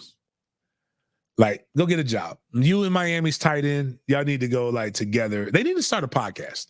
The old heads. We talked about people operating in their truth. Sometimes you can see it. Alabama, sometimes a good, like we're talking about, I was X-Men. Sometimes with X-Men, a traumatic experience brings out the mutant gene in you, like with Wolverine. His mutation came in when he thought he saw his father being murdered by somebody, which actually, ironically, that wasn't his father. The guy who murdered his father was his father, but you go look at the comic books or whatever. But that's what triggered his genetic mutation. Now, I don't think that being a part of the community triggers your genetic mutation, but I do know sometimes if Bama whoops your ass good enough, it can get all that about you. So there's a Vanderbilt player who just is operating in his truth. And if you just play that video real quick, the signs were all there. And again, as I talked about Spanish people, Polynesians are very dramatic as well, and very a little bit too much. So you guys can hear it and then you'll see, but just play it. We'll play it. You guys can. Where are they now? The Vanderbilt football player that went viral for calling out Alabama in a post-game interview. When you come to our house, we show you how to play some SEC ball. It don't matter where you're from. You're going to know what ball we play. Alabama, you're next. Just to lose by 59 points a week later. This is Nephi so Laylau. And after picking up a win, he was feeling confident about the Crimson Tide coming to Vanderbilt. Well, Nephi and this Vanderbilt team quickly realized why the Crimson Tide were ranked the #1 team in the country. Alabama would pour it on, scoring touchdown after touchdown after touchdown until we had reached a final score of 59-0. And as for Nephi, he finished the game with 2 tackle assists and a whole lot of backlash on social media. Well, that game was almost 7 years ago now, so whatever happened to him? Nephi's football career would end after that 2017 season, and he is now a freelance graphic designer. Where are they now? The Vanderbilt football player. So when I talk about Tommen, for people who want to know what Tommen was, that but dark skin. Oh no. Now he's in a prestigious. Ted, did you join? Were you in any frats? Okay, he joined. That jersey he's wearing right there is the original African American fraternity or sorority, Alpha Phi Alpha. And as my grandma would call it, it's a little zesty. He definitely was tasting his words. But Alabama triggered that ass woman, just brought that mutation. All about him. All about him. Like, what be tripping me out is this. I do have a serious. My curiosity just in life in general of different cultures causing me to ask questions that probably other people wouldn't ask. How do you go, even though his voice was a little softer, but like, I'm sure he wasn't acting like this on the football field. Like, why do guys go from being super macho to then like doing this? Like all the mannerisms of this is really where black women should be mad about. Like, you're acting like a black woman. Stole the whole flow, word for word, bar for bar. Again, I'm telling you guys, and what's going to end up happening is you're going to learn that it's just not safe right now. But it's a lot of football players, guys, that are really that are different. I'll just say that. And it wasn't Michael Sam. Michael Sam just wasn't good. If Michael Sam was good, his ass would still be in the NFL right now. But they're not, like, the NFL don't give a damn don't care about none of that stuff. Florida State lost out on a 5-star offensive lineman. Florida State and a couple other schools to Georgia Tech. Josh Petty. Pete Nakos put 5-star offensive lineman Josh Petty has agreed to terms of a 3-year roster value deal with an annual payment of at least $800,000 with Georgia Tech. It's a lot of money. That's not Josh Petty, by the way. I just don't want anybody. I mean, it's light skin, but it's just not Josh Petty. I just want people to. It's just people to. Now, here's what I'm going to tell people, and because what my son is, Trey is going to 6th grade, so he's got 7 years. So it's 7 years, right? Trey Coleman's going to one school if he gets offered. Unless something like this happens. And I will be Josh Petty's father. Now, this is allegedly, there's no audio. I don't believe anything that On 3 reports when it comes to this kind of stuff, because it just, the money that I do believe Josh Petty got paid. But $800,000 a year for a guy who's going to be a 2-year project at best, even though he's good, is just fiscally irresponsible. There's no ROI. And as I've told you guys numerous times on this show, our country was founded by rich white men. There are rich men of all across the board, but nowhere in American history have rich white men done anything this philanthropic. In particular, making poor people rich by just giving them money without a return on their investment. So knowing that automatically lets you know that most of these numbers are bullshit. Also, we say that this is the most fiscally and truly immature generation that we have ever met. We just talked about how unprofessional they are. You think that an unprofessional ass generation is walking around getting life-changing money like this left and right, and we don't even at least see it in the hood from January 15th to April 15th. You see money when it comes to people, and that's just $10,000 to $15,000 from your income tax checks. You see the Jordans, you see the cash cars, you see all of this stuff. So we have a generation of kids, and only like 2 of them getting Lambos and crazy stuff, and none of them have, like, outside of Georgia, nobody's doing really wild and reckless shit. Nah, he's getting paid though. But James Petty is James Coleman. My son and other athletes have an opportunity to put together a financial foundation that will allow them to transition in life and be able to address some of the issues of affordability. 1, ain't nothing that bad, expensive in college. But 2, I will say there are other reasons to go to Georgia Tech other than just $800,000. Here's the other reason. 1 in 4 Georgia Tech graduates are millionaires. That is a fucking high statistic. When I heard that, I was like, you know what? Maybe Georgia Tech ain't that bad of a school to go to. You're going to win in life. Right. But that's kind of what it comes down to. Now, I call this NIL cap. You want to hear some more NIL cap? Let's listen to Colorado State quarterback Braden Flower. Wait a minute. What's your last name, Jaden? Just one last name? Okay, cool. I didn't want to offend you. You guys know what I say about men with 2 last names. Any man with 2 last names is confused. Women have 2 last names because they want to hyphenate it. Any man who is going around there, like, make a decision.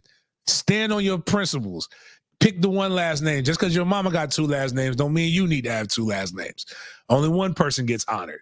But listen to this guy talk, and then we would and just ask yourself, does any of this make sense if you were really presented? Right now, all you professional motherfuckers in the comments, if your rival company came and said, I'm going to give you $600,000, are you just staying for the culture? You ain't never seen $600,000. This motherfucker ain't going to the NFL. But my bad. I apologize. I overstepped. Let's play this real quick. I didn't come here to make money. I came here to win games and play ball for the Rams. So I think if we play ball here, we do our job, we do what we're supposed to, we win championships, go to the playoff, shock the world, I think the money will come eventually. My job in college isn't to sit here and try to make as much money as I can. I know the new landscape is exciting for a lot of people. There's a lot of opportunities out there, but at the end of the day, I'm a 20-year-old kid with higher goals in life than to make money in college. And so as much of a blessing as that would be and set myself up for a long time, I think if I do my job here and we get it done and perform like how we know we're supposed to, I think there's several people on this team that will be taken care of for life after college. I kind of look at it as you want to go somewhere where you want to be and where you love and where you enjoy growing and having that experience of becoming the man that you want to be. And, you know, the money in college is nice, of course, with the new NIL stuff, but you know, that's not Londa took the words right out of my mouth. And, you know, coaching here and just the play style that gotta put that on the jump, put that on the big screen. Reason for me to go to another college to start over, or you know, to try to go into a really aware of. You know, I know what the system is here, and I know All how right, it we can works stop back him. I then. don't even want to hear him With talk the anymore. ultimate goal of, you know, I'm gonna us tell you being this better much. If somebody in my family came up to me and said, somebody offered, like, let me read these statistics out for this quarterback first off. He's a sophomore. He threw 22 touchdowns and 16 interceptions. 22 touchdowns, 16 interceptions. You know what I like to do, guys. Let's do the math. What does that come out to? See, 22 divided by 16. That is a 1.3. We'll go just 1.4 to 1 touchdown to interception ratio. They ain't paying $600,000 for that. Nobody is paying $600,000 for that. In fact, he should be paying the school to go there. He's like and he should not have a scholarship. Like, you should not be the starting quarterback of anywhere with a 1.4 to 1 touchdown to interception ratio. Like, you said, wait a minute. All right. We need to get him. Is your mic on, Miles? Get because he's closest. He's got a college degree. Just want to know. This is why I don't like their fake black coach. Like, no, he's making me like. At first, I was with him when he wanted to beat Deion, but like now, I don't want Colorado State to win at anything. Like, he's getting on my nerves. Jaden, why did you go to college? What was your purpose of going to college? Ultimately, get a better job. Why do you get it? Why do you want a good job? What's the purpose of having a good job? Get money back to my family. That's the whole purpose of going to college. It's not to get a good job. It's to get money. They told you that you go to college to get money. The whole purpose is that, like, I didn't come here to just more to life than just being a 20-year-old with money. No, there's not. Right. No, there's not any more to life than getting that. They already have it, bro. Shit, his parents got money. Yeah, that's what it is. And you could be living good. But if I don't care, even LeBron James, everybody's bashing him. LeBron James is a fucking billionaire. And you know what he made his son go do? Get a fucking job. Like, leave college to go, got him drafted. Now he's getting paid, I think, $3 million a year or some shit like that. Like $600K today? $10.99? No, like, don't let if you're from Florida, send the checks to my house in Florida, bro. Who raised it? Like, Yeah, it doesn't make any sense to me. what college was it? Like, because anything's better than Colorado State. Yeah.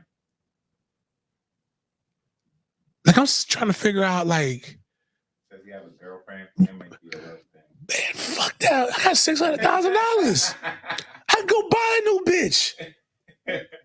You know how many women you could get in college with $30,000? As a college, $30,000. I used to just, my dream was just give me $30,000. Give me a $30,000 in college. $30,000 extra would have been like, I'd have been a millionaire in Tallahassee. You know what I mean? Buffalo Wild Wings. I'd go buy. Well, they don't have BW. They do. It's not on campus anymore, but they used to be on campus. I could buy the bar at BW3. Getting all them blue motherfuckers, the cheap ass blue Long Islands, getting people drunk. Campus housing ain't but so much money. Like, I'm looking at how some of the FSU players are living still. They live just like regular college students, just their bank accounts are great. I can take a chick to like one of their guys, Joshua Farmer, took his girlfriend to the Bahamas, to Jamaica, because of the money he got. And put it on Instagram. I'm not suggesting that Josh is anything like James Coleman was in college. But I would have done that so that the other women could see how it is over here. There's a career in being a side bitch and in being in the harem over here when I was at college. Harem. Like, come on over here. You could go over there and work hard. And be with no offense to the guy, because this is, again, there's no purpose of going to college and being a top D1 athlete to be like a normal college student. You want, like, now because before it was times when you were the ball player, you were the big man on campus, but there was the guys in the frats who had the beamers, or the guys who had some of the stuff. You literally have taken all the advantages with you. You look better, you're in better shape, you have more money, and now you can go get all the bitches. They can't outbuy you. But if he was good, I would be more empathetic. But you have a 1.4 to 1 touchdown to interception ratio. What are you trying to achieve in life? Like, what is your major? Like, even if you're going to school to be a doctor, you're not going to be rich for another 10 years. You still got to go do your boards. You got to go do your residency. You got to do a whole bunch of other shit before you start making bread. I know if that man has you thinking you're going to the NFL, that is a cult. I know you did not look at your stats and say, well, you know what? I have a dream of going to the NFL. No, this is where it ends for you, son. They're not drafting guys with 22 touchdowns and 16 interceptions all the time like that.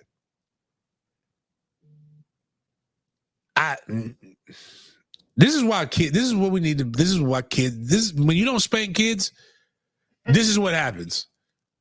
And he said this stuff, and it's like, I know in his heart, he feels like this is the right thing to say, but it's the wrong thing to say. This is America, man.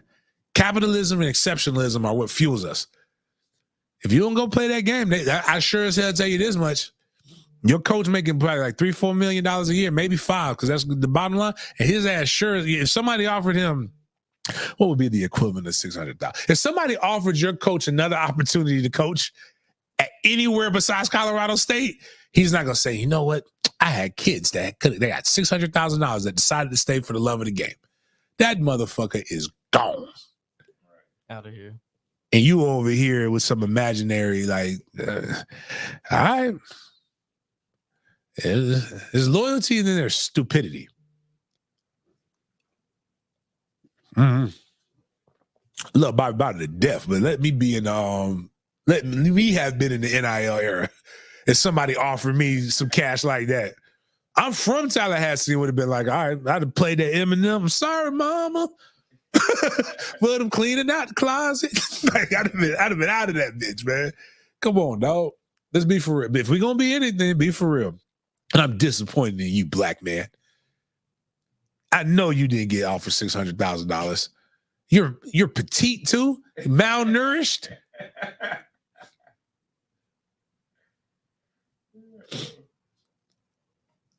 Londa, even if it's CFL ain't paying $600,000 to the top guys. Like, man, y'all, wow, man. Y'all really got these kids feeling like they got like these kids doing shit that y'all would never do. Those guys, it's adults with 20 jobs. 20 jobs by the time they're 30. They switch jobs every 2 months. And y'all got these college kids, these kids eating ramen packs out here thinking that there's something in, like, there is nothing of value in struggling for when you don't have to struggle. That only works when people want to become struggle rappers. And that bothers people too once they find out that you're good, that you had good. We've already talked about the top 10 college coaches. Matt Baker, speaking of NIL deals and things that don't make any sense, but the Jaden Rashada, if you guys don't know who that is, that was the young man who signed to Arizona State, transferred to Georgia, was originally committed to the University of Florida. He's got a lawsuit for $13 million with Billy Napier and some University of Florida brass, where they are, there are new details that emerged and they're bringing up, including one with the big time booster meeting with the dad. Now, there's all kinds of stuff that does happen behind the scenes. Like, boosters will meet you and drop off cash payments to players. It's wild. They drop the names. Upon entering the meeting room, Castro Walker, which is the booster, Marcus Castro Walker, that one of Jay Harlan, that one of UF's biggest boosters, was there that day, and he wanted to speak with Jaden. He explained, Hathcock, my bad, Hathcock is the guy's name, was there to drop off his Lamborghini for a photo shoot, but you didn't see him. Like, saying he's here for the Lambo, but you ain't see him. and that it was acknowledging that it was forbidden yet undeniable affiliation between Halfcock and U.S. football program. So now he's saying the conversation eventually led to $13.85 million if he flipped his oral commitment to Florida from Miami. Rashada said he was promised $9.5 million if he joined the Hurricanes. Made it clear that his ability to fund lucrative NIL deals was the means to Napier's recruitment in. Basically, a lot of this stuff is this is enough that they're implying that if this is true, they would have to fire Billy because of the different things that are going on with it. So I'm upset because I don't want this to be true. I like Billy Napier. I don't want Billy Napier to go anywhere. If Billy gets fired this season, I have a healthy fear. And I'm on wax saying this. Like, I'm just afraid that Florida will go over there and get Lane Kiffin. And Lane Kiffin is fun, which makes recruiting fun. He's also a guy who could dial up some offense. That motherfucker can call it, man. I don't want that smoke. So does Napier's team have to take legal action again? Well, Napier, he's got a lawsuit was filed against him. So he has his attorneys, but they're separate from the University of Florida. So, like, there's stuff, there are going to be depositions and there's going to be all kind of other bullshit that they have to go through. One, right now, they're still going through the process of making this a formalized case or whatever. But, like, there's a lot of things, like, it ain't fun. Being sued ain't fun. And it's going to eventually settle because it ain't worth the amount of stuff that he's going to have to go through, even the lack of focus. And the other attorneys know that because, like, when they jam you up against something that's hard, like they know you have something that's hard that's coming up, that's when they really put the pressure on you. Like, one thing that I was forced to settle something that I knew that I was innocent on because it was either that or cover the Super Bowl. And I was just like, shit. Because they put the trial the week of the fucking Super Bowl, like the entire week. And it was going to be a 5-day trial. And I'm like, there's no way this goes 5 days, right? And they're like, oh, no, they ain't going to try to milk this. And that's why I hate, well, lawyers are important and also bad. Good lawyers are bad people. No other way to get around that. Like, but they're necessary. It's like I heard somebody say a story one day that God was going to sue the devil. And he says, with what attorneys? They all work for me. But going forward, but that's what Florida's dealing with already, with a season in which people are predicting them to not even break 500. Personally, I think Florida somehow wins 7 games. Not sure how. Don't ask me why I say that. That's me probably being more hopeful that Billy keeps his job. But I do believe that they do that. Also, I'm starting to believe they start off with week 1, a victory versus the University of Coral Gables. But FSU has raised a lot of fuss, and a lot of things have happened because of the preseason rankings. Florida State is ranked top 10, and I believe they were ranked pretty high in the coaches poll as well. And right now, one of the things that everybody says, which is why Paul Feinbaum got involved, everybody else is in 18 of the last 20 seasons, a preseason top 10 team has finished unranked in the AP poll.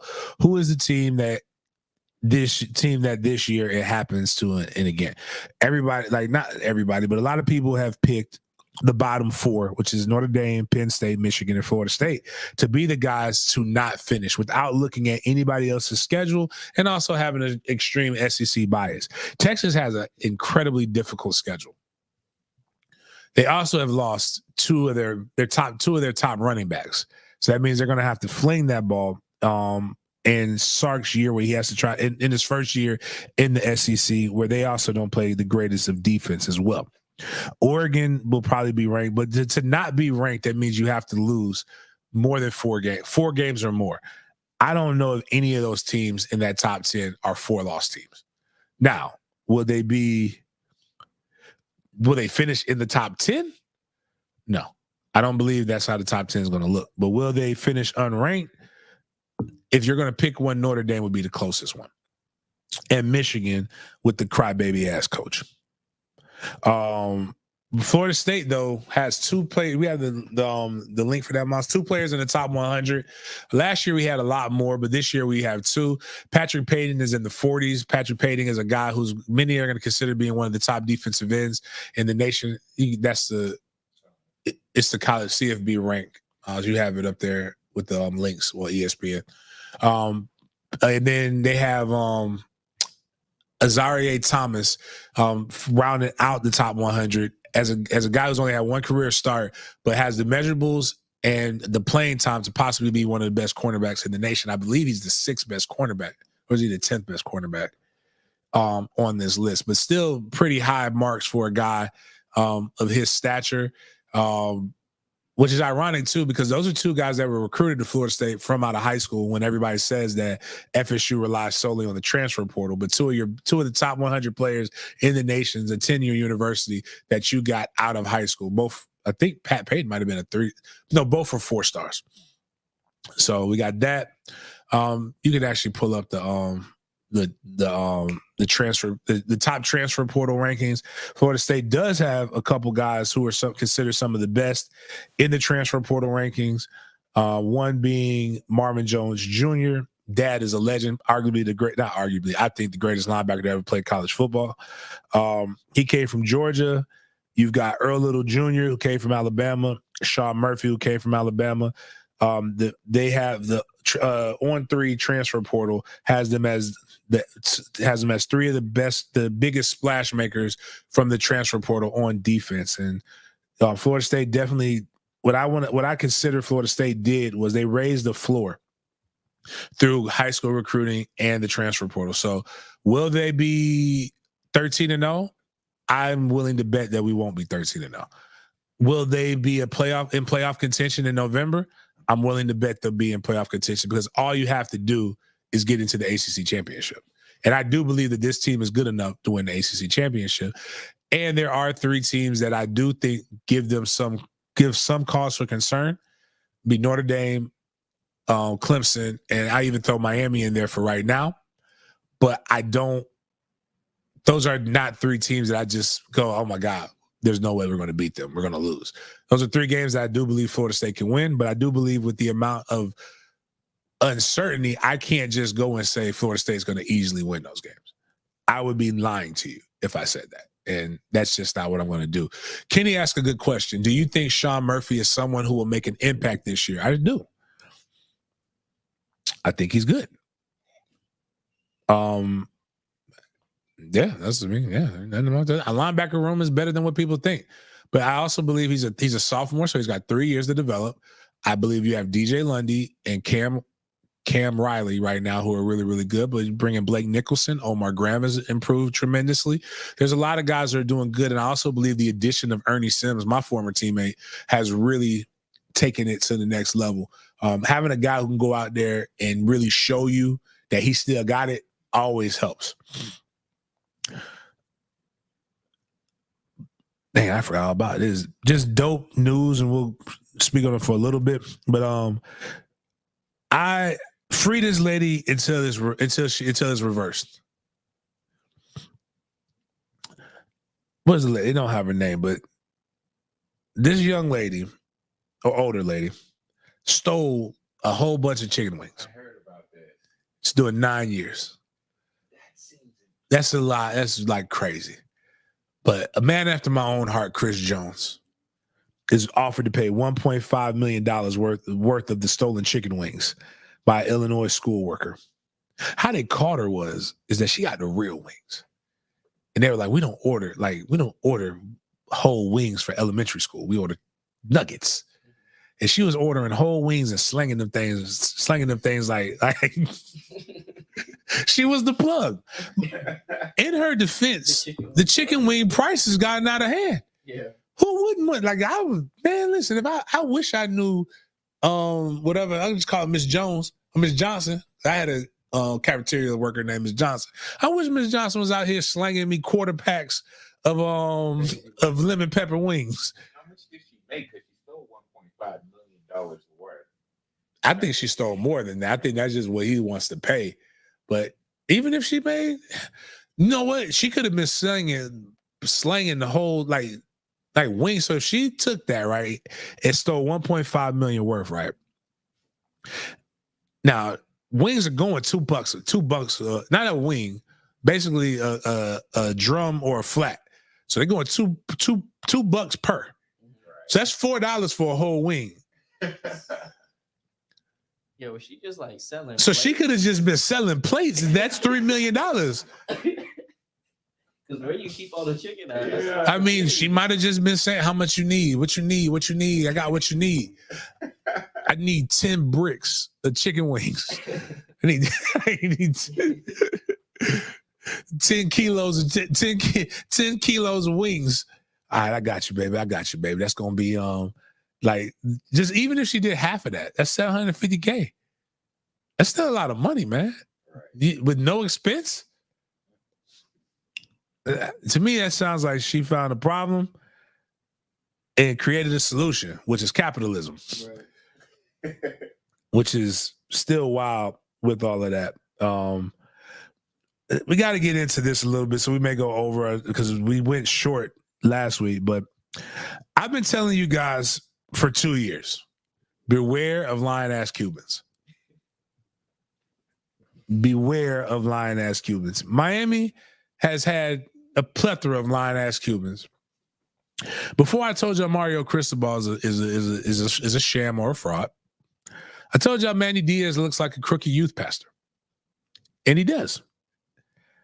He also looks like the Cuban version of the dad from Modern Family.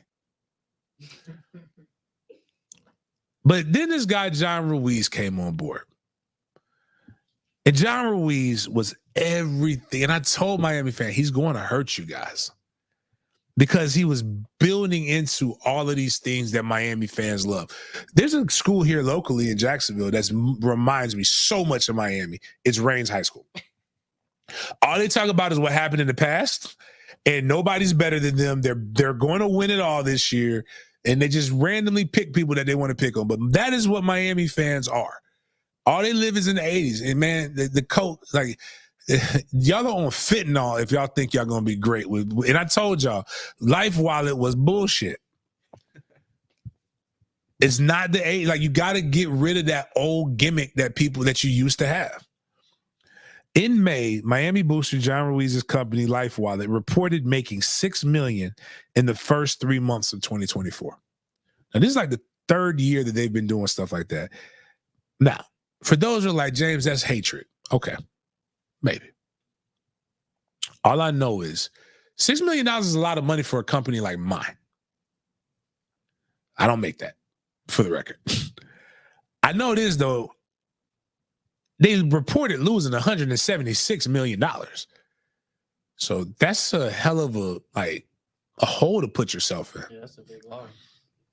Last week, for the first time, the company said its future is in substantial doubt. Sounds like it's basically a corporate Ponzi scheme that he just ran. He just got a lot of money from investors, paid players, and then just bounced. This is what they wrote from their own company's holdings statement. The company has concluded that despite the aforementioned financing arrangements, there is substantial doubt about its ability to continue as a going concern. Unless we are successful in raising additional funds through the offering of debt or equity securities, we may not be able to continue to operate as a going concern beyond the next 12 months. For those who listen to the show, there's a continuing theme amongst people who wear orange and green that aren't Mandarin High School, is that y'all do not know how to look at people and tell that they don't have money. Fam, you allowed that man to come in and lie to their ass about that check without even looking into him.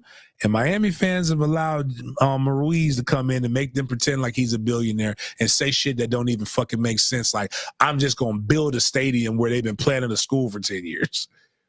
Like, it's wild.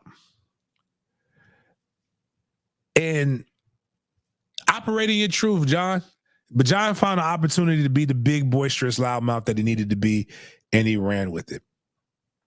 But you know what? One lion-ass Cuban is able to do is control his own narrative. And I give Mario Cristobal props on that. Mario Cristobal has the Miami beat under his thumb. They report what he wants them to report. FSU beat is clearly not like that. As Daryl Jackson puts, like, they got us losing to Georgia Tech, which there ain't no fucking way. If we lose to Georgia Tech, I love Mike to death, but like, Mike is going to see a whole new side of me from a talk. Like, we ain't losing to Georgia Tech. I can promise you that. Miami's practices have been reported as good, but officially went from being open to closed because they've been bad. TJ Pitner put Mario closing practices so he can craft the narrative, and that's the truth. Practices will largely be closed moving forward. We are still providing plenty of information for practices. You just have to understand how to read the info we are providing.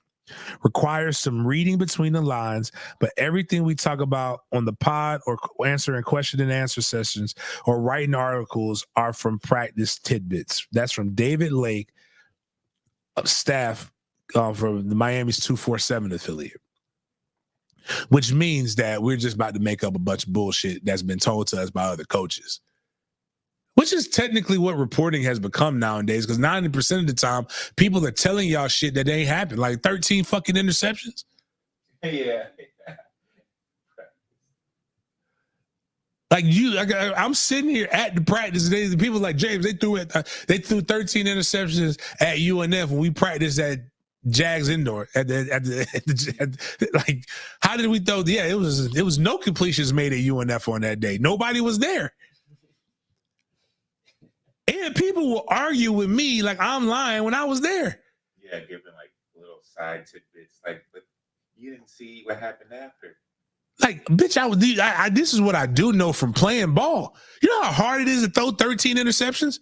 You can't do that on air. Like, it's just difficult. And if that ever happens, and I'm telling you this because I've seen it in a game, and it was so crazy when I saw we do 18 straight incompletions in a game with 4 D1 wide receivers. Our quarterbacks was wild. It was bugging that game. I don't know what the fuck happened. But it's so wild that it makes you step back and be like, yo, are we teaching this? And you can't do nothing about it in a game, right? But in practice, I will tell you why you will never see that in practice. The coaches will stop and run shit that they can complete. Because you have that's confidence is lost, like by no stretch of the imagination at that point. But y'all just love people. Just again, it ain't me. What do I have? What do I know? I might be fluffy now, but if you go back, I was sexy at one point. I actually played the game. I know it. I've coached it. It's difficult to do that shit. Doesn't make any sense, some of the things that we believe. But you know who you will believe? You'll believe guys who are built like cancer patients, like Josh Pate. Oh my God. You always get worse. I let my guard down. I was relaxed, really good. All right, put the thing up and tell me that Josh Pate right now doesn't look like, okay, maybe not a cancer patient. What's the thing when you don't have like no eyebrows? He got the Jada Pinkett.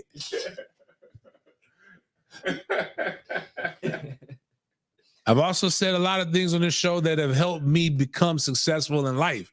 So check. Don't trust men with no facial hair. He didn't have nothing on his, like he's just all gone. But this is what he has to say about Mario Cristobal. And just consider the source is one of the things that people used to love saying. Like, something about him, dude, he do look like the dude from Powder. That's what I was Yo. I've never watched that movie, but I remember the commercials and it was just boom. It just blazed in my eyes right there. Yeah, that was a weird one. They got the week 1 pressure cooker up in Gainesville. Miami's one of the only teams that says up in Gainesville. when they refer to Florida, but they play 3 teams in the top 25 in the playoff odds. Not a murderer's row at all. They get Virginia Tech at home the 27th of September. That's a Friday night game, by the way. Where else would you want to be? Down in Miami, actually, a lot of people would claim that their social life's more important. Not us, though. College football is our social life in the fall. Bitch, nobody wants to watch football on a Friday night. What's If you're high down school there is for? That Virginia Tech game. I'm mad we playing There's Duke on only Friday. one team on this schedule you're looking at right now that is in the JP poll top 20, and that's Florida State, and they get them at home on October 26th. Notice they go to Louisville the week before, but they have a bye before that. Louisville is coming off 4 straight games. So 2 of their toughest games back-to-back there, but they got a bye in between, or they got a bye before Louisville, and Louisville is off 4 straight. So they got a little situational advantage there. You know, the best case scenario for Miami this year is actually 12-0.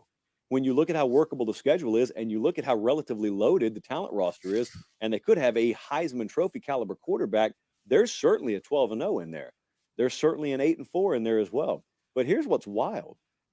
8-4 being their worst case is an improvement record-wise over last year. I believe, Jesse, didn't they win 7 last year? So if the worst case is an improvement, those are really high standards. But I think it's warranted with this team. I got Miami going 11-1 this year. And you can make of that what you will, because that sends them to the ACC championship game, probably. That may very well lock them into a playoff spot, regardless of what happens in the ACC championship game. I got very high expectations for this team this year. I know they probably don't love hearing that down there, because everyone wants you to trash them this time of year and keep them under the radar. Wow.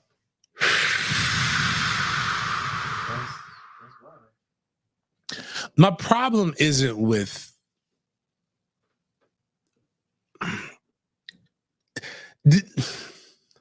84 and 12-0 are vastly different things. 12-0 is a phenomenal year. 8-4 with the Heisman Trophy candidate, as he says, is not a good year. And yes, it is an improvement over 7 wins last year, but that's still not good. Like 11-1. It just, what it shows is, and this is why what I will give Josh is grace, because he's a national pundit. But it just shows why, like, how much these guys don't watch ball. Because if you watch ball, you know Virginia Tech gives them a hard time. You know they lost to Louisville, and they play at Louisville, and that's a tough place to play. You know they lost to Georgia Tech at home, and they play Georgia Tech in Atlanta, and Georgia Tech's bringing everybody back offensively that beat them. You know they play Florida State, they play Florida, they play. I don't want to put Duke in there because that's being disrespectful. I'm missing somebody on that schedule right now that should give them. And Wake Forest, I don't think Wake Forest would be a problem for them. I know it said they played Cal too. They play at Cal, right? Which is going to be interesting if they got to go a cross country trip, cross country and north. But like, in all of that, man, Josh, that's a very interesting statement that you're making with that. Yeah, they play at California October 5th.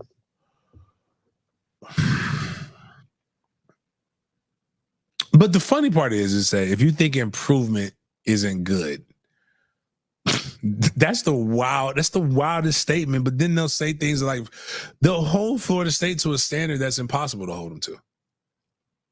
Like,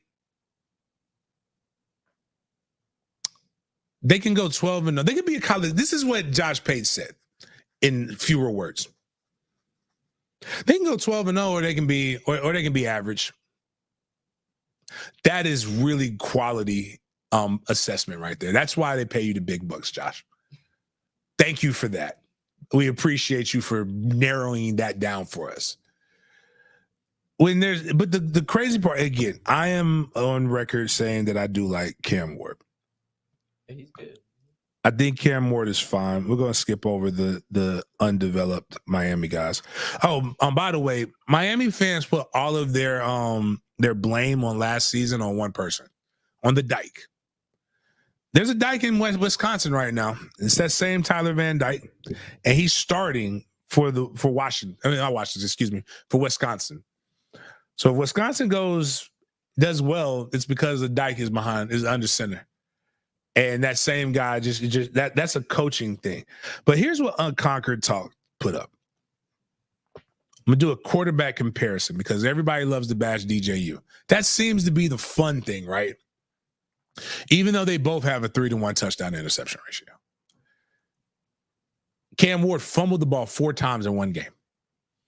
He has tiny hands. It's like this old Whopper commercial I used to love. It's like, I would love to eat a Whopper sandwich, but I have these hands. And his hands were like really small.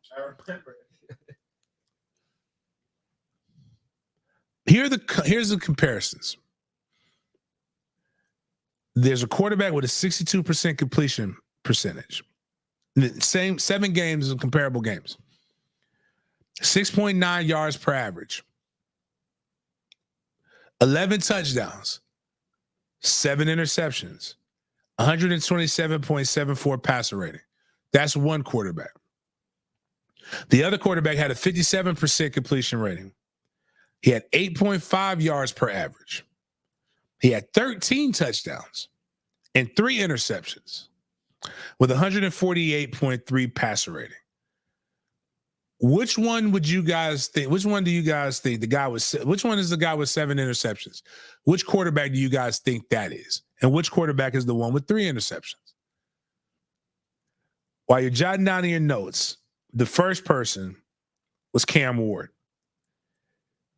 In 7 comparable games. Now, in the game when they played against each other, Oregon State won 38-35, I remember, but it was not DJU's fault per se that they lost that. But here's where I don't get overly excited about Cam Ward, and it has nothing to do with Cam Ward. It has everything to do with what history has shown us with Miami. De'Aaron King came to Miami from Houston. Tons of energy. Tons of accolades. Absolutely nothing. Miami had nothing to show for it with it. You had this guy right here is coming. Then Tyler Van Dyke took over, and everybody was hyped. Tyler Van Dyke was a Heisman Trophy candidate 2 years ago. And then last year, y'all said you had the best quarterback room, best running back room, best wide receiver room, best all of this, best all of that, best all of that. Until you didn't. Miami, when has Miami not had talent? That's the question.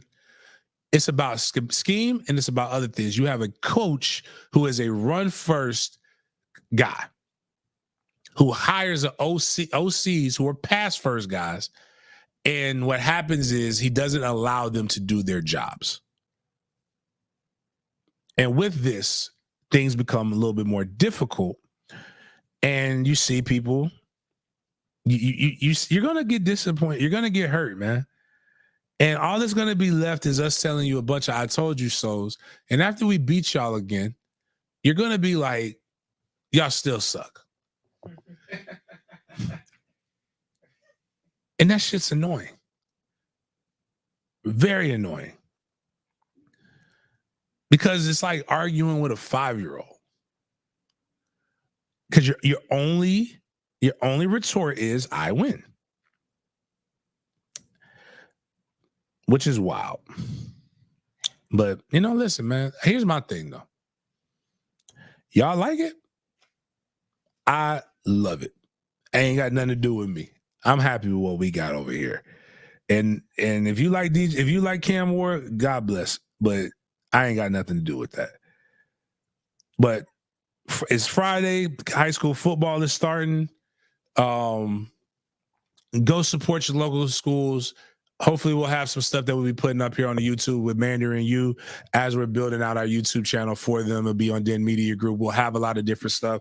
I'll start having some interviews with the guys that will start playing and doing good stuff with them on this.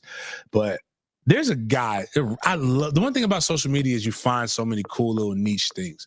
Like, I like new rappers and young rappers. I like the guy from the Hawaii guy that we just said, the praise guy. We'll start this. But this song right here is about real struggle. I don't know who La Russell is. I ain't really listened to a whole album, but I've listened to like one. He got this thing where he took Juvie to the West Coast, and they was doing the 400 Degrees album, like the Tidy Desk concert.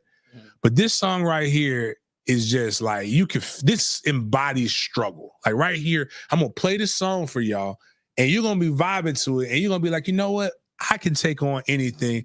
No matter how bad it is, it's gonna get better. So I'm gonna leave you guys on your Friday into the weekend, ball out with your people, have good, and just remember, if you're going on bad times, just remember good times are going to go ahead as long as you keep rocking with it.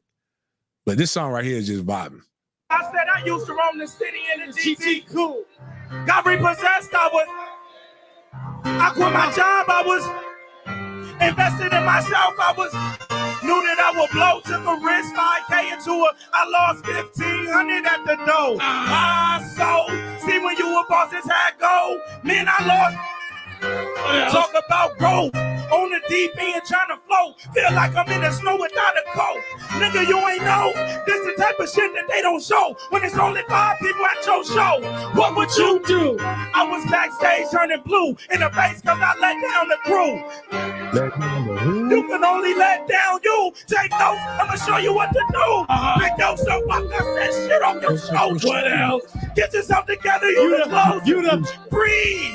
Get your composure. Why? Bitch, it ain't over till it's over. I said I used to roam the city. It's very motivational, and it just goes through. It's like I used to roam the city in my GT coupe. Got repossessed. I was hurting. Like basically, that GT coupe ain't that nice of a car, guys. And to get that bitch repoed probably hurt.